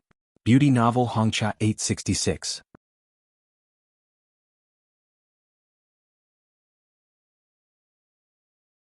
Chapter 509. The city government had a lot of work to do. He had to send the patient to the hospital, go to the office, settle the documents, and then rush back. It was already night time and he had been running back and forth a few times today. The nurse came in and her service was better than the nurses in the public hospital. She was very polite. When she was taking Ye's temperature, she said, Mrs. Jiang, don't forget to take your anti-inflammatory medicine when you go back. You must take note of your fever caused by your wound infection. Wound infection? Isn't it because you took a cold shower? Ye's first instinct was that he had a fever. It should be because he had taken a cold shower with Jianghu. The water was so cold, how could he not catch a cold? But why was he fine? Wound infection? Ye suddenly laughed out loud. The nurse was stunned and so was Jianghu. Why was she laughing like this? Ye scratched his head. Miss, do I need to get a rabies vaccine? Why do you need a rabies vaccine? Because I. Tilted her head and looked at Jianghu. Her eyes curved into crescents as she smiled. She said coquettishly, because I was bitten by a dog. Jianghu's face turned black. Miss had been working in the hospital for a long time and had seen a lot of people. She knew how to read people's facial expressions. Furthermore, she knew about the wound on the mayor's wife's shoulder. It was obvious that it was a bite mark. Looking at the deputy mayor's face, Feng Yu knew that the mayor had bitten her. Miss was in a dilemma. This was a high-class private hospital, and all the patient's information should be kept confidential. The mayor's wife scolded the mayor as a dog. This topic was too explosive. She should keep her mouth shut. If she accidentally said something, the mayor would know that she was the one who said it. There was no one else in the room. This was too much. That Mrs. Jiang, you can just get a tetanus shot. Jianghu clenched his fist and placed it around his mouth. Cough, cough. The nurse immediately shut up. On the other hand, didn't look sick at all. Jianghu waited for the nurse to take Ye's temperature, remove the needle, and leave before he lowered his head and looked at Ye. You want to get a rabies vaccine? Ye was originally happy, but when she saw Jiang Zhao smiling so complacently, she couldn't continue to be happy. Her intuition was that this man was very sinister and immoral when he smiled like this. "Hubby, I'm so hungry. Is the porridge ready?" After Ye stopped smiling, she immediately changed into a pitiful stray cat. She looked at Jiang Zhao pitifully and asked, "Did I really spend so much money that you won't even give me porridge? I'm going to work next month. I need to pay for my living expenses. Please give me some porridge, hubby." Ye grabbed Jiang Zhao's shirt and shook it. Jiang Zhao shook his head and slowly pried Ye's hand away. He rubbed her head as if he was worried about her and said gently, "The doctor said to drink more water. I'll get you some water and then we'll talk about the dog bite and the rabies vaccine." Ye really couldn't figure out what Jiang Zhao meant. It was like a person who was originally gloomy suddenly sitting in front of you with a smile and saying, "Little sister, don't be afraid. Actually, big brother just wants to discuss life with little sister." Furthermore, the things in Jiang Zhao's mind were things that she could not understand with her skills. Even if he won by accident, it would be because a random chess player played against a national chess player. He did not follow the rules at all and forced the national chess player to not use the rules. Even if he won, it would be a lucky win. Jiang Zhao passed the water to Ye and sat down in front of the bed. He smiled warmly. "Drink some water first." Ye could not drink any more. "Hubby, I'm not thirsty. I'm hungry." Jiang Zhao passed the cup to Ye's mouth and said with a smile, "How can you be hungry after receiving the nutrient solution? The nutrient solution is very expensive. It is more expensive than the rabies vaccine. You can't just pretend you didn't lose, right?" Ye could not take it anymore. She snatched the cup back from Jiang Zhao's hand and slammed it on the bedside table. She lifted the blanket and straddled Jiang Zhao. She hugged his neck. Hubby, was I bitten by a dog? I was talking nonsense. I shouldn't have lied. Liars are not good children." Jiang Zhao said, "Then tell me, how did the wound on your shoulder come about?" Ye said softly, "Hubby punished me." "Why did you punish me?" "Because I did something wrong. I made a mistake and tarnished my reputation, so I received the punishment I deserved." "Then how do you plan to change your ways?" "From now on, I will follow hubby's lead. I will never disobey hubby's orders again. I swear." Ye said and raised 3 fingers to her ear. Jiang Zhao looked at Ye with disdain. Could she say something new? How many times had she said something like this? Which time did she not turn a deaf ear to his words? "Come on, you swear? The Jade Emperor, the Heavenly Queen Mother, the King of Hell, and even Jesus have blacklisted you. You have no credibility at all. Who are you swearing to keep an eye on you?" "I'll send it to my high and mighty Lord Hubby." Jiang Zhao laughed. "Ah, good. Are you really hungry?" "I'm really hungry. Dad should be here soon. He was here just now. When he heard the nurse say that she wanted to give you some porridge, he went out to buy it. From tomorrow onwards, you should exercise properly. Don't fall sick like this again. The whole family will worry about you." "Oh, actually I didn't want to. Wasn't my wound infected?" At this point, Ye's voice became softer. She carefully glanced at Jiang Zhao. She was afraid that he would say something about her historical mistake again, so she kept quiet. After that, Ye sat back down on the bed. Jiang Zhao said that it was better to cover her up. Although her wound was infected, she still had a cold. She didn't want to catch a cold again. Yun Hongwei carried the thermos into the ward. When he came in, he didn't greet Jiang Zhao and even seemed to be ignoring him. Ye saw that her father was acting strangely. Then she looked at Jiang Zhao. It seemed like he was purposely sticking to her father and looking for something to do. It seemed like he was trying to please him. What was going on? Did she miss something? Yun Hongwei had just opened the thermos when Jiang Zhao immediately went up to him. "Dad, you rest for a while. I'll fill it up." Yun Hongwei ignored him. He lifted his elbow and blocked Jiang Zhao's hand. He also moved his body and directly blocked Jiang Zhao behind him. Jiang Zhao looked past Yun Hongwei and gave Ye a look. He frowned and winked. Then he lifted his chin and propped up his head in his father's direction. Ye was very confused. What was he doing? After Yun Hongwei filled the bowl with porridge, he pulled up a stool and sat down beside Ye's bed. Ye quickly went to take the bowl. "Dad, I'll do it myself. I'm fine." Yun Hongwei held the bowl and dodged. He scooped a spoonful of porridge and blew on it. It was stuffy. Ye suddenly felt that the atmosphere was a little heavy. She didn't know why, but looking at her father like this made her feel very uncomfortable. Her father's hair was a little gray. Before he went to prison, he had been very energetic. His hair was black and shiny. Her father's eyes were not looking at her. He was only looking at the porridge in the spoon.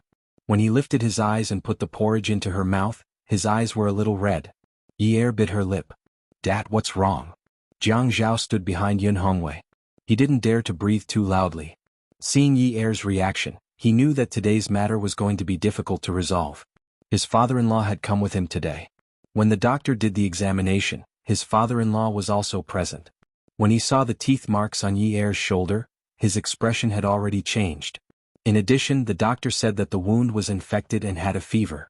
He suddenly became very quiet and didn't say a word. Clearly, when he carried Yi to the hospital, his father-in-law kept saying, "Our Yi has made you worry. She's young and willful. I've spoiled her since she was young and spoiled her. She's not very sensible." At the time, he felt quite guilty because he had always felt that Yi was very sensible, but she didn't know how to be emotional. Actually, he could understand how his father-in-law felt. His own daughter was injured and her wound was infected. She had a high fever and went into shock from the fever. No father would be able to take it. Just as he was reflecting, Yun Hongwei turned around and looked at Jiang Zhao. "Jiang Zhao, I have something to say to Yi." Jiang Zhao was a little nervous, but he understood that Yun Hongwei was asking him to leave. He was definitely going to say something that he couldn't listen to. Hence, he consciously left the room. When Yun Hongwei saw Jiang Zhao leave, the bowl in his hand began to tremble. He stopped feeding Yi and placed the bowl on the bedside table. He stood up and sat on the edge of the bed. He reached out to touch Yi's shoulder, but just as he was about to touch it, he paused. His eyes grew redder and redder. When he spoke, he was choked with sobs. "Yi, do you feel wrong because of Dad?" "Dad, I'm not. What are you thinking about?" Yi grabbed Yun Hongwei's hand in a panic. "Dad, what's wrong?" "He bit you, didn't he?" Yun Hongwei looked at Yi's shoulder. "When Dad wasn't around, were you bullied?" No matter how much Yi wanted to cry, she didn't dare to. She forced herself to hold back her tears. This was her ability. "Dad, no one bullied me. Jiang Zhao is very good to me." "It's true. Don't lie to Dad. Dad isn't blind. He bit you." If Dad found out that you had to be like this when he came out, Dad would rather stay in there for the rest of his life. Yun Hongwei looked at Yi and felt bad. His daughter was only 19 years old. It wasn't as if he didn't know that she had been running around because of him.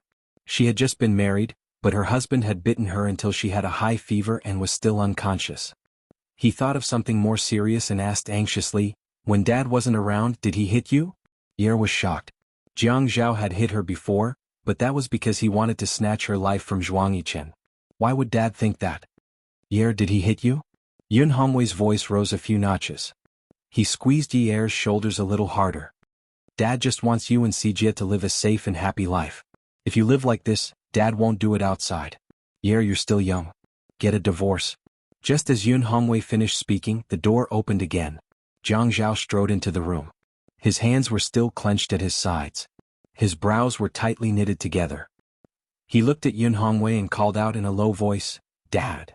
When Jiang Zhao saw Yun Hongwei tilt his head to look at him, he wanted to relax his brows, but he couldn't. He wanted to explain, but now that he was in front of a father, no matter what he said, he would be in the wrong. Because of all the mistakes he had made, in the end, he had hurt the daughter of a gray-haired man. Especially when he saw Yun Hongwei's red eyes that were about to explode in anger, Jiang Zhao could only call out again, "Dad?" Yun Hongwei didn't say anything. He didn't want to respond. He really didn't want to. He could endure anything in prison. There were many ways to force him to confess. He could endure it, but his children were his flesh and blood. Welfare Xingwu 799.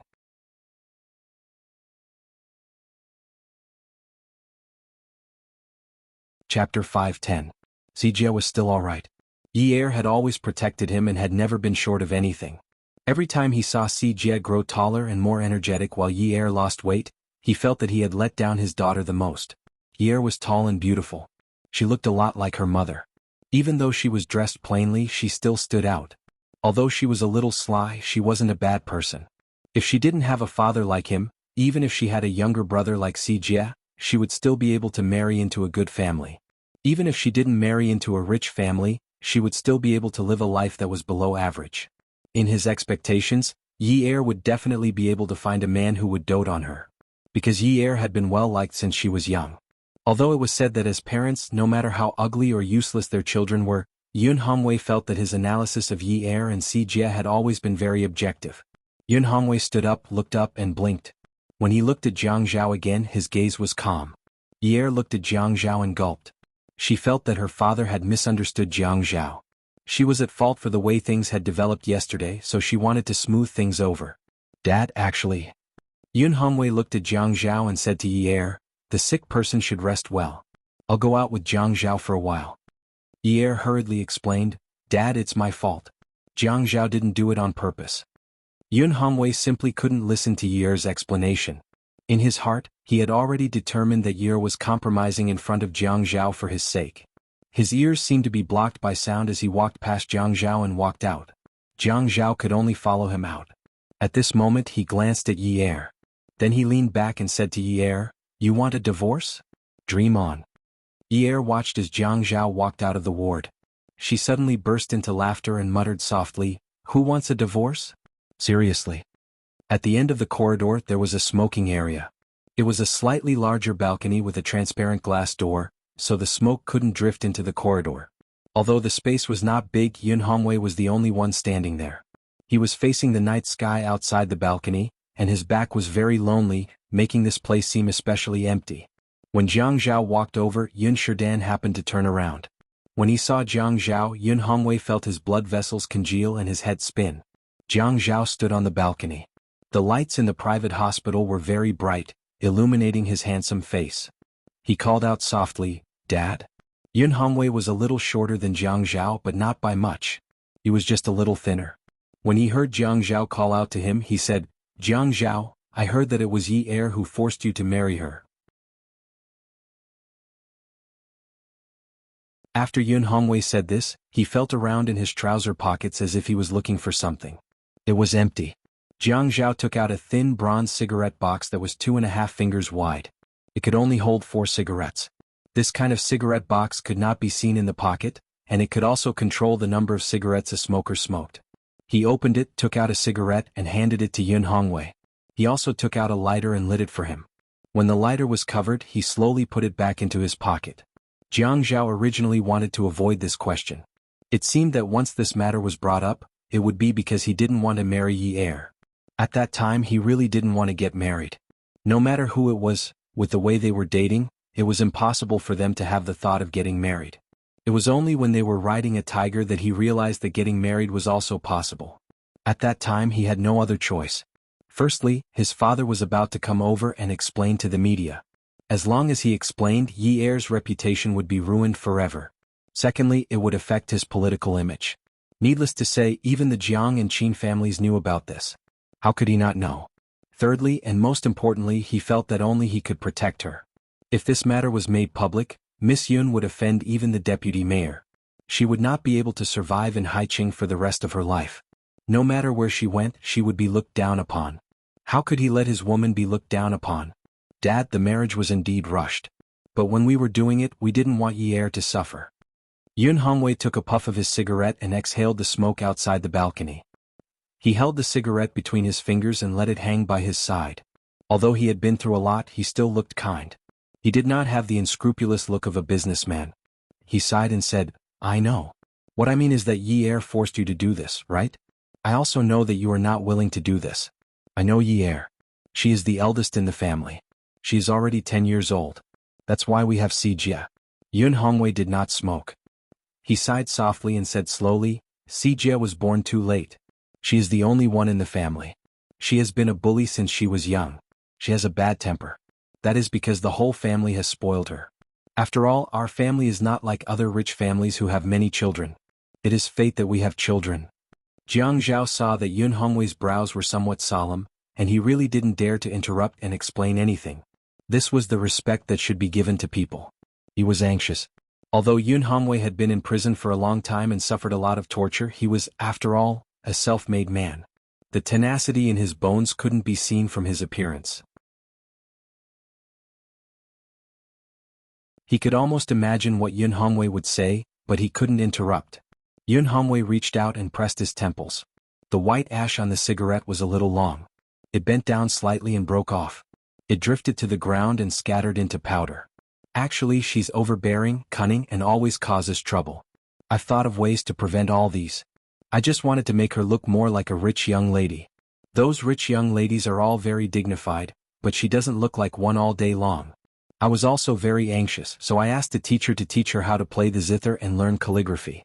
I wanted to cultivate her temperament and train her patience. Yun Hongwei suddenly smiled, shook his head and continued helplessly, but there was no way at all. She still likes to dance the national ballroom dance, what tap dance, what Latin dance, whatever she can jump as high as she can. Sigh, a kind father leads to a failure of a son. I was soft-hearted at that time and didn't properly suppress her, which caused her to become like this. She dares to force and provoke anyone? Yun Hongwei was very upset as he spoke. His daughter was like that in the past, but now that she was married she seemed to have changed. She always looked at the treasure in his hands trying to please another man and was even bullied. Other than feeling upset, he only felt hatred. He hated himself for being useless. He caused such a big trouble and implicated his children. Jianghu breathed out. That year is very good. It was my fault yesterday. Actually, Jianghu was really unwilling to talk about the new drawing, including the fact that this person was Yi Er's father. We were just fooling around yesterday. I didn't know what was important. Yun Hongwei raised his hand and waved it. He was very angry in his heart, but he spoke very calmly. Jianghu, you don't have to protect her. As her father, I know best what kind of background she has. She only knows how to harm others. In the past, Min Zikai was bullied by her all the time. He paused for a moment and said, You are the mayor, and your family background is in High City in Jianghu district. How many people can compare to you? The Yun family has declined and I am involved in a lot of things. Our Yi Er is actually not good enough for you? He had only been back for a day and he saw his daughter's shoulder being bitten like that. The flesh was torn. How much blood did she lose? What if he was not around? Would his daughter be subjected to domestic violence? When he thought of this, his scalp went numb. Although Yi Er was tall, how could she withstand domestic violence? A man who hit a woman was definitely not acceptable. Dad, you are making it sound too serious. Jianghu raised his voice. He had guessed correctly. Yun Hongwei's words were to continue what he said to Yi Er in the ward. This father wanted his daughter to divorce her husband. Although he understood that a father was upset about his daughter's injury, there was a reason for this incident. If he knew that Yi Er would get a fever because of her wound and burn like that, he would rather bite himself than bite her. He was impulsive at that time, but what was the point of pursuing the reason for yesterday's incident? It seemed like they had made up last night and agreed not to pursue the matter of the painting, didn't they? Everything had an end. He couldn't possibly keep staring at that incident, right? If he kept brooding over the past, how was he going to live his life? Who could be innocent? Who had not done anything wrong? Who was born with a good temper and patience? Who was able to tolerate everything? Yun Hongwei looked at Jianghu. He did not say anything, but the hand holding the cigarette had already flattened the long filter. Jianghu had been very respectful to him since he came back yesterday, but now that he suddenly raised his voice, he did not look like someone to be trifled with at all. The more he acted like this, the more worried he was about his daughter's situation. Dad, I apologize for yesterday's incident, but the question of whether Yi Er is worthy of me is not something that's nice to talk about right now. Yi Er is my wife now. As long as I acknowledge her, she is worthy of me. Dad, no husband and wife can live without conflict for the rest of their lives. But I will try my best to resolve these conflicts. I understand how you feel, but this does not mean that I agree with your decision. Although our marriage did not receive your blessings, it does not mean that I will agree with you breaking us up. Jianghu's tone was respectful, but every sentence was forceful and did not leave any room for negotiation. Dad, I know that you think I bullied Yi Er. Just now I heard you ask Yi Er if I hit her. You must think that I often bully her, but to be honest, I have already done my best to tolerate Yi Er. I have almost never rejected anything that she wants. I think what happened today has left a bad impression of me, and I will do my best to make up for it. But I will not agree to a divorce. No matter what conditions you propose, I will not agree to them. Even if you ask Yi Er to sue me, I will not agree to it. If I had thought of a divorce when we got married, I would not have gotten married at all. Why bother? Yun Hongwei did not expect Jianghu to reject him so forcefully. He also did not expect that Jianghu would not leave any room for negotiation and would not agree to any conditions. I did not ask Yi Er to marry into a rich family. It might be a blessing for her to live a simple and peaceful life. Without great wealth, there would not be great ups and downs. The most important thing for a woman was to have a stable life. Dad, I won't let her experience any hardships. Don't worry. Yi sat on the bed and waited for a long time, but her father and Jianghu did not appear. It was not appropriate for her to go out. She felt that it would be troublesome for a woman to go out at this time. Finally, someone pushed the door open and entered. It was Xiaoya, who was wearing a big black sunglasses. Yi was a little disappointed and called out, "Sister Xiaoya." Xiaoya pushed her sunglasses up and placed them on top of her head. She placed the flowers in her hand on the table and looked around the room. She did not seem like a guest at all. Welfare Songshu 566.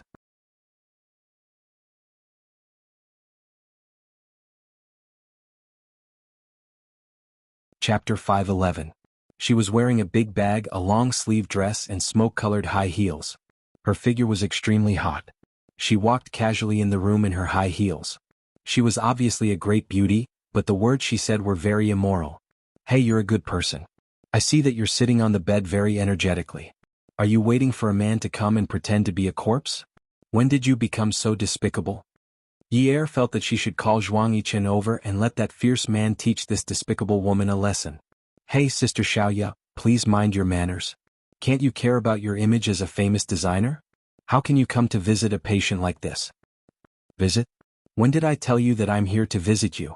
I'm here to laugh at you. Besides, manners are for outsiders to see. You and I are on the same side." Get lost." "I'm not going to get lost." Qiu Xiaoya sat beside Yi. She picked up Yi's hand, looked at it and patted it a few times.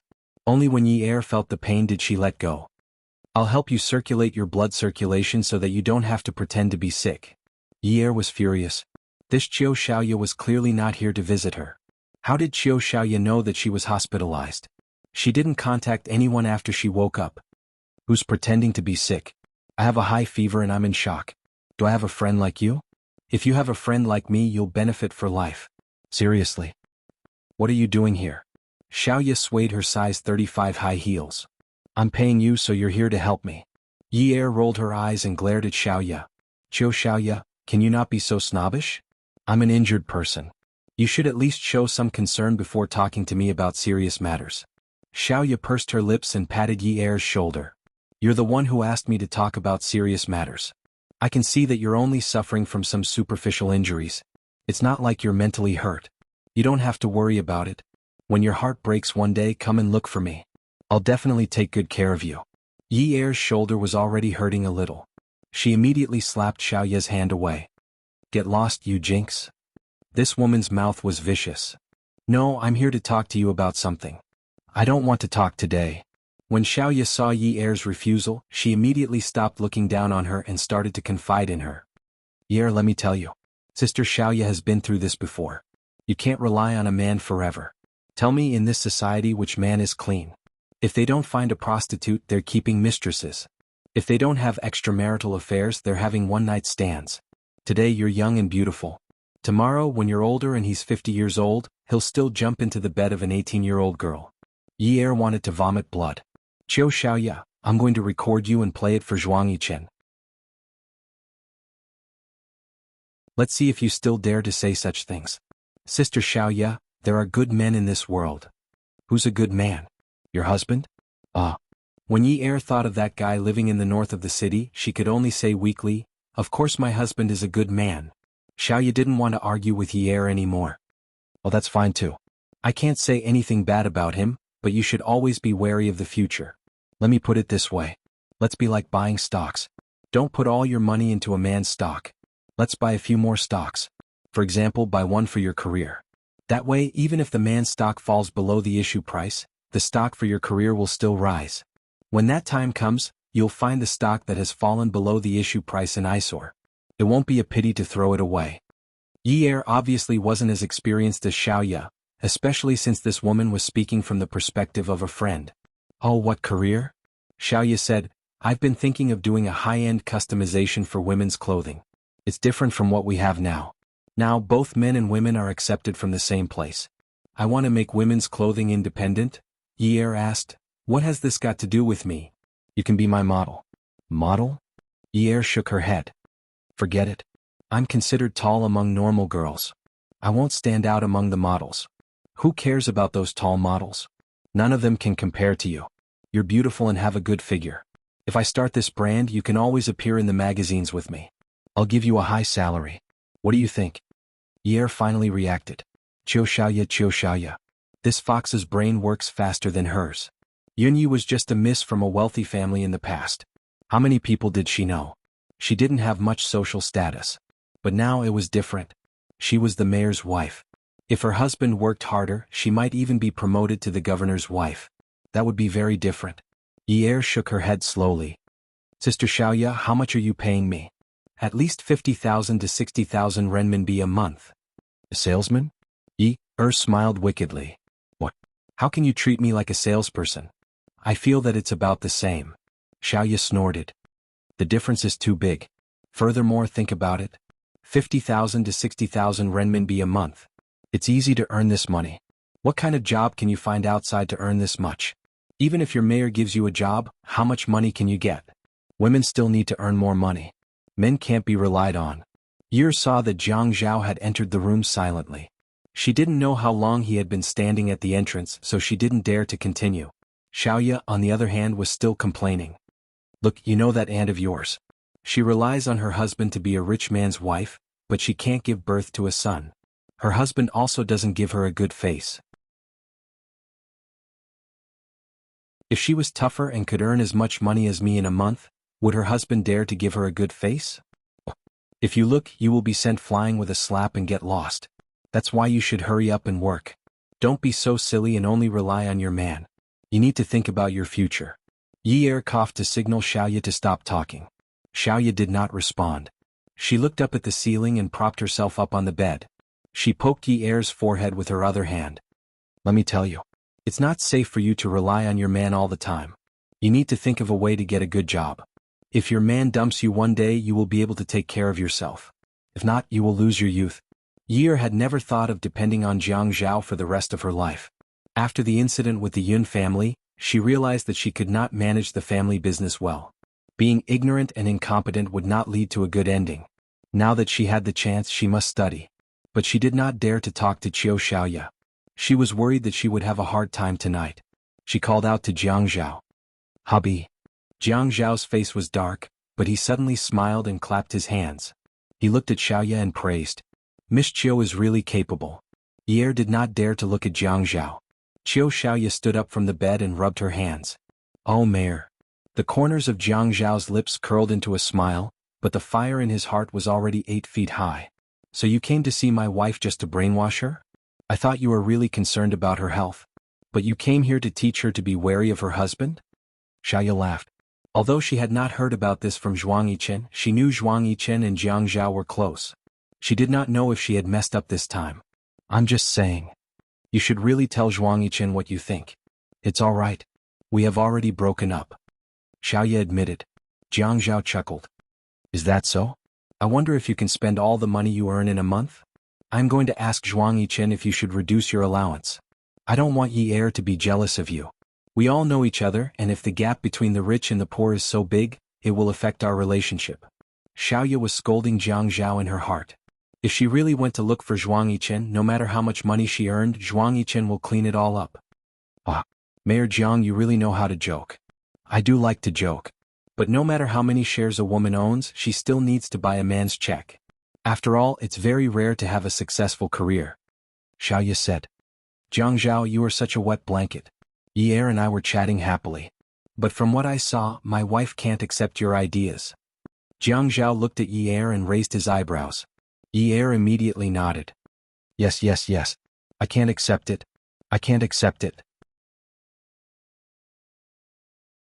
Qiu Xiaoya scolded Ye in her heart for being so useless and disloyal. After sending Qiu Xiaoya off, Jiang Zhao felt things were not going well today. His father-in-law wanted them to get a divorce and he finally agreed to it. Another Qiu Xiaoya came to instill such negative thoughts in her mind. Ye looked at Jiang Zhao's mischievous smile as he pulled out a stool and sat down. Her instincts made her hair stand on end again. It was as if a voice was saying, "Little girl, don't be afraid. Actually, I just want to talk to you about life." Ye was expecting Jiang Zhao to say something, but he didn't say a word. She felt that the atmosphere was a little stiff, so she wanted to break it. Hubby, school hasn't started yet, so it's not so fast. I want to find a job tomorrow. Wait. What are you going to do? Jiang Zhao asked. Ye thought for a while and shrugged. Let's go and take a look first. What do you know? Jiang Zhao asked indifferently. I know how to dance. I've won awards before. Oh, you're asking me, Jiang Zhao's wife, to go out and dance? No. I'm going to see if there are any coaching jobs. That's not suitable. With your status you can't do any job. Ye disagreed. It's nothing. The head of state's wife is a singer. He's from the arts troupe. The arts troupe is a military unit. How can it be the same? He's an artist. If you go and become a coach, you'll just be a ragtag army. Then, I'll give you a month to choose the profession you want to study. You can't try Qiu Xiaoya's high-end custom-made clothes. Her pricing hasn't been released yet. If she's very high-end, you can't wear her clothes. If people catch you trying to create hype, you'll get into trouble. Jiang Zhao said as he picked up an apple and started peeling it. He continued, Zhuang Yichen said that Qiu Xiaoya is careless, but I don't think Qiu Xiaoya is careless. She's always been very calculative. The brand Wei is the crab that Zhuang Yichen eats first. Zhuang Yichen is a rich and handsome man. As long as he shows his face in a magazine, he'll be more popular than a celebrity. He just has to casually mention where he got his clothes made and it'll be worth a lot of advertising fees. Besides, how many people give face to Zhuang Yichen? During that time he gave clothes to his friends and everyone wore them. That's how Wei became popular in the upper-class circle. The media even praised it and said that this was a good atmosphere. Haiqing isn't like the nouveau riche in other cities who pursue expensive luxury goods. Welfare Xingwu 799.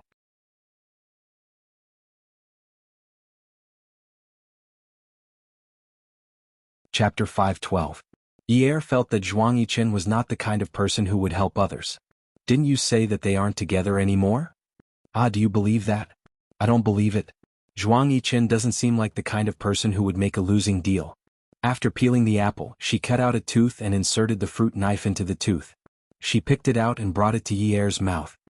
You're on good terms with Qiu Xiaoya now. It's good that they haven't really broken up.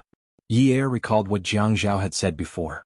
Her father's matter required her to keep Zhuang Yichen in check, but she didn't think that Qiu Xiaoya could have any influence on Zhuang Yichen. That man was so shrewd that she couldn't see through him. Where's Dad? Ye asked as she ate the apple. Dad said that he went to settle the discharge procedures.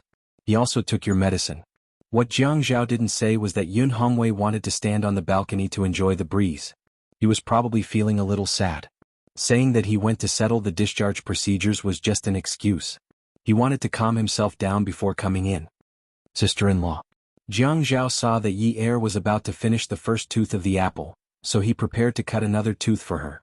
As soon as the knife went in, he heard a voice that was so soft that it made his hair stand on end. Ye wanted to laugh but she couldn't. She laughed dryly. Miss Tseng. Tseng Tingting walked to Ye's bedside with flowers in one hand and a thermos in the other. She still looked like a well-bred young lady, but the next second she pushed Jiang Zhao aside and sat down. She opened the thermos and filled it with porridge. This morning I heard from Dad's secretary that Jiang Zhao's wife was sick and that she was running around at work. So I called Jiang Zhao. He said that you had a high fever, so I came to take a look. Ye did not know what Tseng Tingting was up to. He broke out in a cold sweat. Actually, it's nothing much. I'm fine now. I'm ready to be discharged. Eat something. I heard that it's easy to get weak when you have a high fever and you don't have much appetite. I made some red-skin peanut porridge. It's nutritious and light. When Tseng Tingting finished speaking, she had already packed the porridge. Just as she was about to let Ye eat, Jiang Zhao interrupted. Your sister-in-law just ate half a bowl. Still full. Tseng Tingting looked unhappy. She picked up the bowl and took a sip. She glared at Jiang Zhao. Really, you narrow-minded stinky man. Are you afraid that I'll drug your wife? Ye and Jiang Zhao felt awkward at the same time. Ye was being propped up on the table. Even if he wasn't hungry, he could only pick up his bowl and eat. Thank you, Miss Tseng. Call me Tingting. Yes, Tingting. Sister-in-law, I'm here to tell you that I want to steal your husband from you. Before Tseng Tingting could finish her sentence, Ye choked on the porridge and coughed. Eating someone from you is the right thing to say? She wanted to bribe her with a bowl of red-skin peanut porridge? Jiang Zhao was only worth the price of a bowl of porridge? Shouldn't he at least exchange it with a bowl of egg-fried rice? Tseng Tingting pulled out a tissue from her bag and handed it to Ye. She continued, I don't think this counts as backstabbing. In today's society, competition is fair. Plus, with my understanding of Jianghu, I can totally take him down. Jianghu clicked his tongue and frowned. He had one arm around his waist and the other on it. His fingers curled as he rubbed his chin thoughtfully. Ting, actually, I think that the next time you talk to your sister-in-law about something so serious, can you bring some abalone porridge or bird's nest? I should be more expensive than a bowl of peanut porridge, right? Ye choked on the porridge again. Was this what it meant to have telepathy? She looked up at Jianghu. Hubby, can we not talk about the porridge and your relationship? I wanted to at least eat some porridge, but it's not very useful. Are you saying that I'm very useful? Of course. Tseng Tingting was ignored again. She was often ignored by Jianghu, so she was used to it. But now she was being ignored by the couple. She was really irritated. Ye felt that Tseng Tingting was just a little crazy. Being stubborn was not a bad thing, but being stubborn was a little stupid. If it were her, she would have gone to the north of the city to get rid of the guy. No matter what, that guy over there was the real threat. Didn't that big lover say that they had feelings for each other for more than 10 years? What was she? She was the wife in name, but in her husband's heart, she was not even as important as that big lover. So, if she couldn't distinguish the enemy, she was destined to be defeated. But she was not that far off. Tseng Tingting's failure was foreseeable, but her failure was unforeseeable. Maybe one day she would be kicked off the position of Mrs. Jiang by that big lover. Sister-in-law. Tseng Tingting endured for a long time this time. After she called out to her, Ye said, Sister-in-law. Tseng Tingting stood up and looked at Ye then at Jianghu. She smiled confidently. Sister-in-law, I'll be leaving first. I came here today to say goodbye to you. Tomorrow I'll be going to Jiangzhao's building to work. Don't you know that the pavilion closest to the water enjoys the moonlight first? Jiangzhao nodded. Tingting is right. That's the truth. You've read a lot of books. You can even understand the profound meaning of, the pavilion closest to the water enjoys the moonlight first. You're better than your sister-in-law. Ye pursed her lips and glared at Jiangzhao bitterly.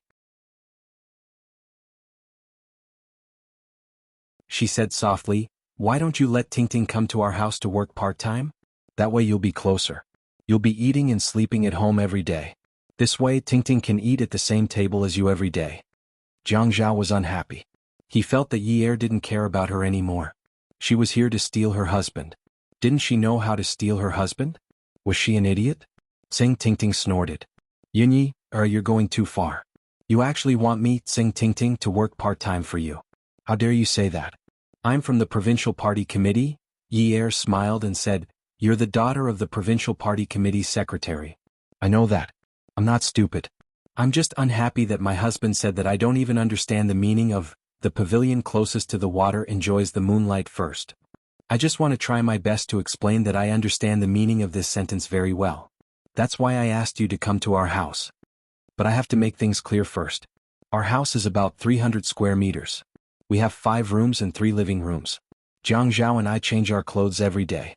Some of our clothes have to be sent to the dry cleaners. Some of our clothes have to be hand-washed. The bedsheets and blankets have to be changed once a week. The floor has to be cleaned every day. Enough. Tseng Tingting stomped her feet angrily. Did this Yunyi really want her to work part-time for her? Bah. Jiangzhao stood to the side and didn't say a word. He listened with great interest. He always enjoyed this kind of process. Lu Qing always shook his head when he saw Tseng Tingting. He was always afraid of offending her. He ignored her most of the time. He didn't expect that Ye wouldn't be afraid of this tough piece of meat and insisted on taking a bite. Interesting. Yun Hongwei took the medicine and limped into the room and began to bury his head in tidying up Ye. Ye didn't feel any discomfort to begin with, so she quickly changed her clothes. Tseng Tingting wanted to say something, but she was thinking about what to say. This was because she didn't know how to deal with a big wife like Yunyi. Unlike other women, if they knew that someone was trying to steal their husband, they would come out and make a scene. Instead of saying, you can call my husband and chat with me, she would say, come to my house and work part-time. You'll have more opportunities. If this wasn't a weirdo, then what was? When Unwu found out that Ye was hospitalized, he rushed to the hospital without eating dinner. If his grandfather hadn't asked Qin Rongfang out for dinner that night, he wouldn't have known that Ye had a high fever and fainted from the fever. Qin Rongfang originally wanted to go over to check on Ye at night, but Shi Jintian invited him to dinner. Jiangzhao also said that it wasn't a big deal, so he let it go. Unwu found out from Qin Rongfang which hospital Ye was hospitalized at. so he excused himself and left. When he rushed to the hospital, Jiang Zhao happened to be walking out of the elevator with his arm around Ye. He didn't look well and was so pale that he didn't have any luster. When Jiang Zhao saw Unwu, his lips were pursed into a stiff smile, but no one could tell. Unwu didn't even greet Jiang Zhao and asked Ye anxiously, "What happened? Why is she hospitalized?" Ye tilted her head and looked up at Jiang Zhao. Seeing that Jiang Zhao didn't react, she answered Unwu, "She caught a cold yesterday and slept a little late, so she got a fever." Jiang Zhao put his arm around Ye's shoulder and said, "Honey, when we go back today, let's go to bed early and not stay up late." In the ears of others, these words were extremely ambiguous. Unwu simply looked up at Jiang Zhao. Yesterday when he asked Ye to take the painting back, he was hoping that Jiang Zhao would find out that he was the one who had painted for Ye. There was nothing to hide. He just liked Ye. Jiang Zhao replied disdainfully. Yun Hongwei came back from outside the hospital and happened to see a group of people at the elevator door. He said to Ye, "We've put everything back in the car. Let's go." The group of people had just taken a few steps when Unwu called out to Jiang Zhao. "Zhaogu, let's have a chat." His voice was calm and carried a hint of a smile. Jiang Zhao stopped in his tracks. He didn't immediately turn around but patted Ye's shoulder and said, "Go to the car with Dad first. It's cold now and the wind is very strong. You'll catch a cold when it's just right. I'll come over in a bit." Ye nodded. Jiang Zhao had warned her not to be alone with Unwu again. She had also agreed, so it was time for her to leave. Moreover, she felt very awkward right now. It wasn't just an ordinary awkwardness, so girls shouldn't casually take nude photos. If they drew nude paintings, they would run into trouble one day. Jiang Zhao was just turning around when Unwu walked over. "Do you want to go to the car? If there's anything you want to say, just say it." Unwu looked much weaker next to Jiang Zhao. However, the light slowly gathered in his eyes, increasing his strength every second. He said provocatively, "You know, right?" The thing that made Jiang Zhao choke was the painting. Yunwu's eyes were telling him, "You know, right?" Ye's body was very beautiful. She clenched her fists and smiled faintly. "It seems like this isn't a suitable place to talk. Let's go upstairs?" When Jiang Zhao finished speaking, he had already taken a long step to the side of the elevator. He reached out his hand and poked the triangle icon with his well-defined fingers. He softly said, "Okay." Unwu followed and stood beside Jiang Zhao. His elegant and beautiful appearance made Jiang Zhao's handsome face even more furious. The elevator went straight to the 5th floor and stopped. Jiang Zhao walked in front and Unwu followed behind. The two of them entered Ye's room. When Jiang Zhao closed the door, he pressed the Do Not Disturb button. Just as the light was pressed and Unwu steadied himself, Jiang Zhao suddenly threw a punch at the left side of his face. This punch directly hit the spot where Unwu was standing.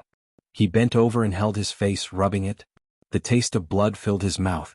Jiang Zhao reached out to unbutton his suit and wanted to take off his clothes. Talk your ass." Just as he took off his clothes to his elbow, Unwu suddenly looked up. His fair and slender fingers suddenly clenched into an iron fist and lifted it up. Jiang Zhao was just about to catch Yunwu's fist, but his suit had just been taken off. This slow slap caused him to be pushed against the wall by the force of gravity. A line of blood immediately appeared at the corner of his mouth. Awesome novel Xinwu 799.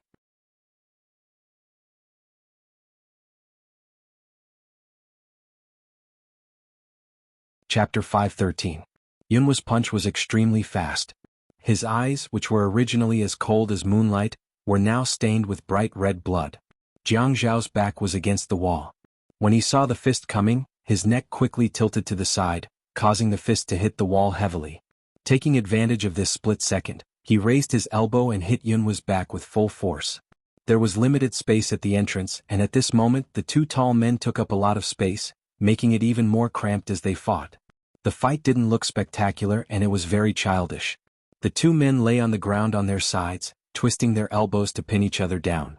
Their eyes were fierce, but they were both injured. Unwu panted. "Jiang Zhao, there's no point in hogging something that doesn't belong to you." Jiang Zhao smiled faintly and replied, "Unfortunately, she can only belong to me." Yunwu's expression was extremely calm, but the strength in his hands didn't weaken. "Ha, but she doesn't love you. She just had to rely on you because she had no one to rely on at that time. If she had known about my family background earlier, do you think she would have been with you? She would have relied on me willingly instead of being forced because she trusts me." This was the thing that Jiang Zhao didn't want to talk about the most, and he didn't want to think about it in detail. He had always thought that as long as they continued to be together, they would develop feelings for each other. Someone once said that women and men were different. If a man had no interest in a woman from the beginning, and if he couldn't develop feelings for her, he wouldn't be able to build feelings for her. But women were different. Even if she married a burly man, even if she didn't love him at first, as long as that man treated her well, she would forcibly brainwash herself and tell herself that this man was good to her and that she could love him. Then many years later she would realize that she really did love him. When she had lied to him about getting into a car accident, he knew that he had fallen. He had completely fallen. If he had fallen, so be it. He had accepted it. Some people could only see the end of their relationship after a lifetime. He was considered lucky, wasn't he? However, the problem between them did not last long. Many years later they had not been married for long. Before he could make her feel that he was good, there were already groups of people jumping out and trying to sow discord between them. Jianghu said that Yi Er trusted him? Fuck you. If she didn't trust me, she wouldn't have asked me to draw for her. Don't you know that? Hearing this, Jiang Zhao's face changed. He hated this. Thinking of this, his blood surged. He thought that it was necessary to dig a basement here immediately and bury Jianghu in the basement after killing him. He wanted to make this wolf in sheep's clothing disappear from the world forever. Jiang Zhao suddenly felt an uncontrollable force rush out of his body. The original stalemate instantly changed. Jiang Zhao flipped over and pinned Unwu down. He broke free of their bindings and threw a punch at Yunwu's face. He took a deep breath and spat at Unwu. You're so pathetic that you think too highly of yourself. Why do you have to say such words without any confidence to comfort yourself? Unwu indeed had no confidence.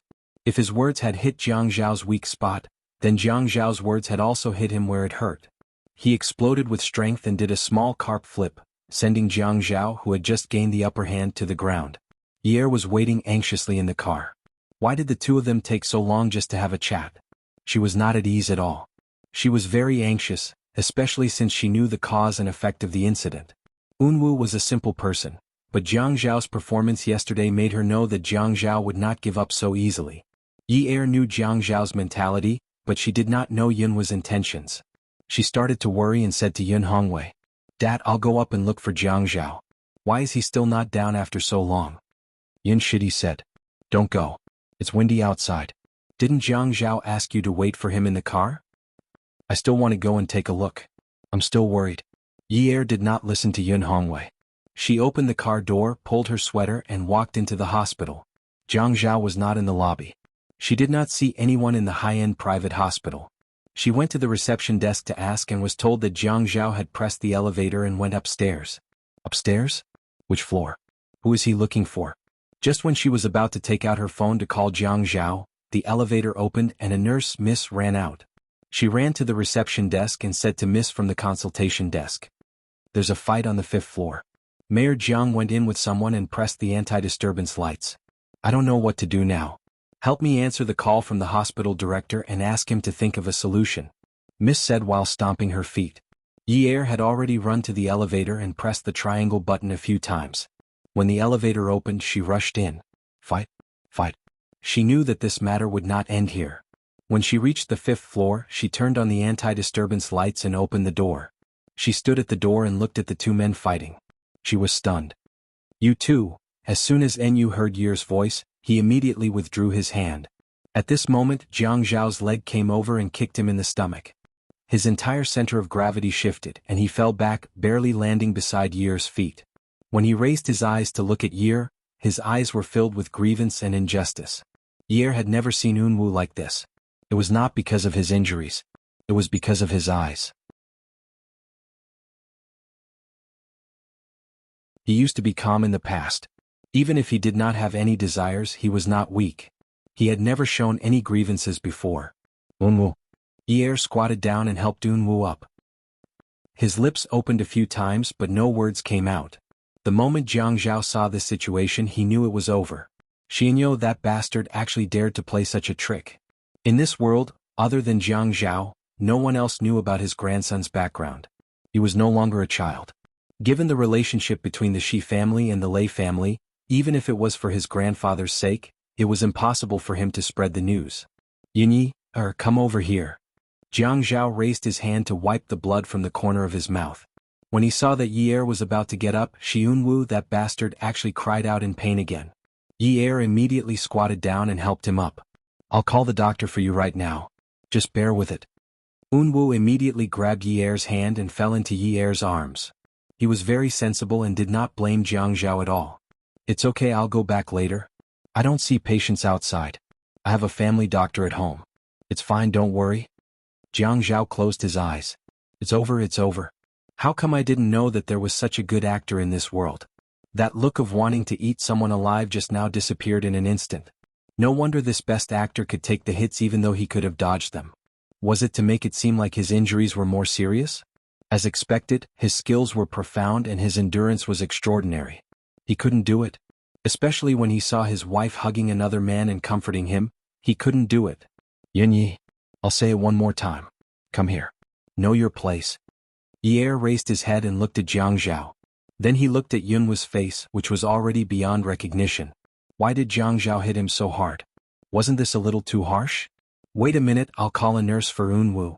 Unwu thought that perhaps Yi Er also had feelings for him, but at this time he had to know his limits. If he overdid it, it would be meaningless. Go to Jianghu. There was a misunderstanding between us. You don't have to blame him. Besides, when I couldn't take it anymore, I hit Jianghu too. We're even now. Go ahead. When Yi Er heard Unwu say, when I couldn't take it anymore, I hit Jianghu too, she felt incredibly guilty. She was the one who wanted Unwu to draw the painting. Yesterday she wasn't satisfied with being bitten by Jiang Zhao. Today she hit Unwu again. In any case, she had implicated Unwu. What did a boy like Unwu do wrong? Why did he have to be beaten so badly? It was impossible to say that she didn't blame Jiang Zhao in her heart. However, when it came to Jiang Zhao, she didn't have the confidence she had when it came to Min Zikai. She didn't dare to be rash or act recklessly. She couldn't say anything, but what she could do was to ignore him. Yes, ignore Jiang Zhao. Okay. Don't be stubborn. Lie down for a while. I'll call the nurses. These nurses don't dare to come in. Just wait here. Yi Er didn't look at Jiang Zhao. She directly laid Unwu flat, stood up, turned around and walked to the door to pull it open. Unwu lay on the floor. When he heard the sound of Yi Er turning around and walking away, he raised his head and looked at Jiang Zhao, who was standing inside. He raised his eyebrows and smiled. This could be considered a strategic victory, right? When Jiang Zhao saw this, he got angry. He closed his eyes and told himself to calm down first. This Yunwu's tolerance was too good. If he still vented everything out, he would really be done for today. Yunyi. Jiang Zhao called out to Yi Er. His voice sounded a little rushed and it sounded like he had used a lot of strength. Yi Er heard him clearly and immediately turned around. What's wrong? I'll talk to you. Jiang Zhao continued to pant. His shoulders slumped and he staggered a step. He reached out to support himself against the wall. Yi Er had already turned around to support his other arm. Jiang Zhao said, Don't go out. Open the door, call the Shi family and have them come to pick me up. If you open the door now, I'll be in the news tomorrow. You want your husband to lose his job, don't you? Jiang Zhao's words were intermittent, and he was already injured. At this moment, his brows were furrowed, and it seemed like his injury was serious. Yi Er saw that Jiang Zhao's injury wasn't as serious as Yunwu's, but his voice and speed were too scary. Yi Er reached out to touch his body. Where are you hurt? During Jiang Zhao's fight with Enyu, he had hit Enyu's face, so the inner wall of his mouth was damaged. At this time, there was already some blood in his mouth. As long as he sucked harder, the blood would come faster. He didn't speak for a long time, like he was in too much pain to speak. Unwu was still lying on the floor and he groaned softly. Yi Er was worried about both sides. Unwu was still able to groan, but Jiang Zhao looked like he was in pain. Yi Er asked Jiang Zhao anxiously, What happened? Jiang Zhao waved his hand, telling Yi Er not to worry. He was fine. However, when he turned around and sat down on the bed, he spat out a mouthful of blood on the bed. Yi Er was scared out of her wits. Before Jiang Zhao could say anything, she ran out like a gust of wind. The sound of the door being unlocked was loud. Then Yi Er ran outside and shouted, Doctor, doctor. Jiang Zhao heard the commotion outside and smiled. He immediately stood up from the bed and walked to the entrance. He looked at Unwu lying on the floor and kicked him. He laughed. Once you get up, Yunyi will be back before you can fight back. Come and see, Hongcha 866, that you're tuning in to the Han Li's Wuxia Adventures YouTube channel. We're so grateful for your support, and don't forget to subscribe to join us on this incredible journey through captivating stories. Your generosity through donations truly makes a world of difference, as it's the primary source of revenue that allows me to expand and enhance this channel for you. Thank you from the bottom of my heart for being a part of this adventure.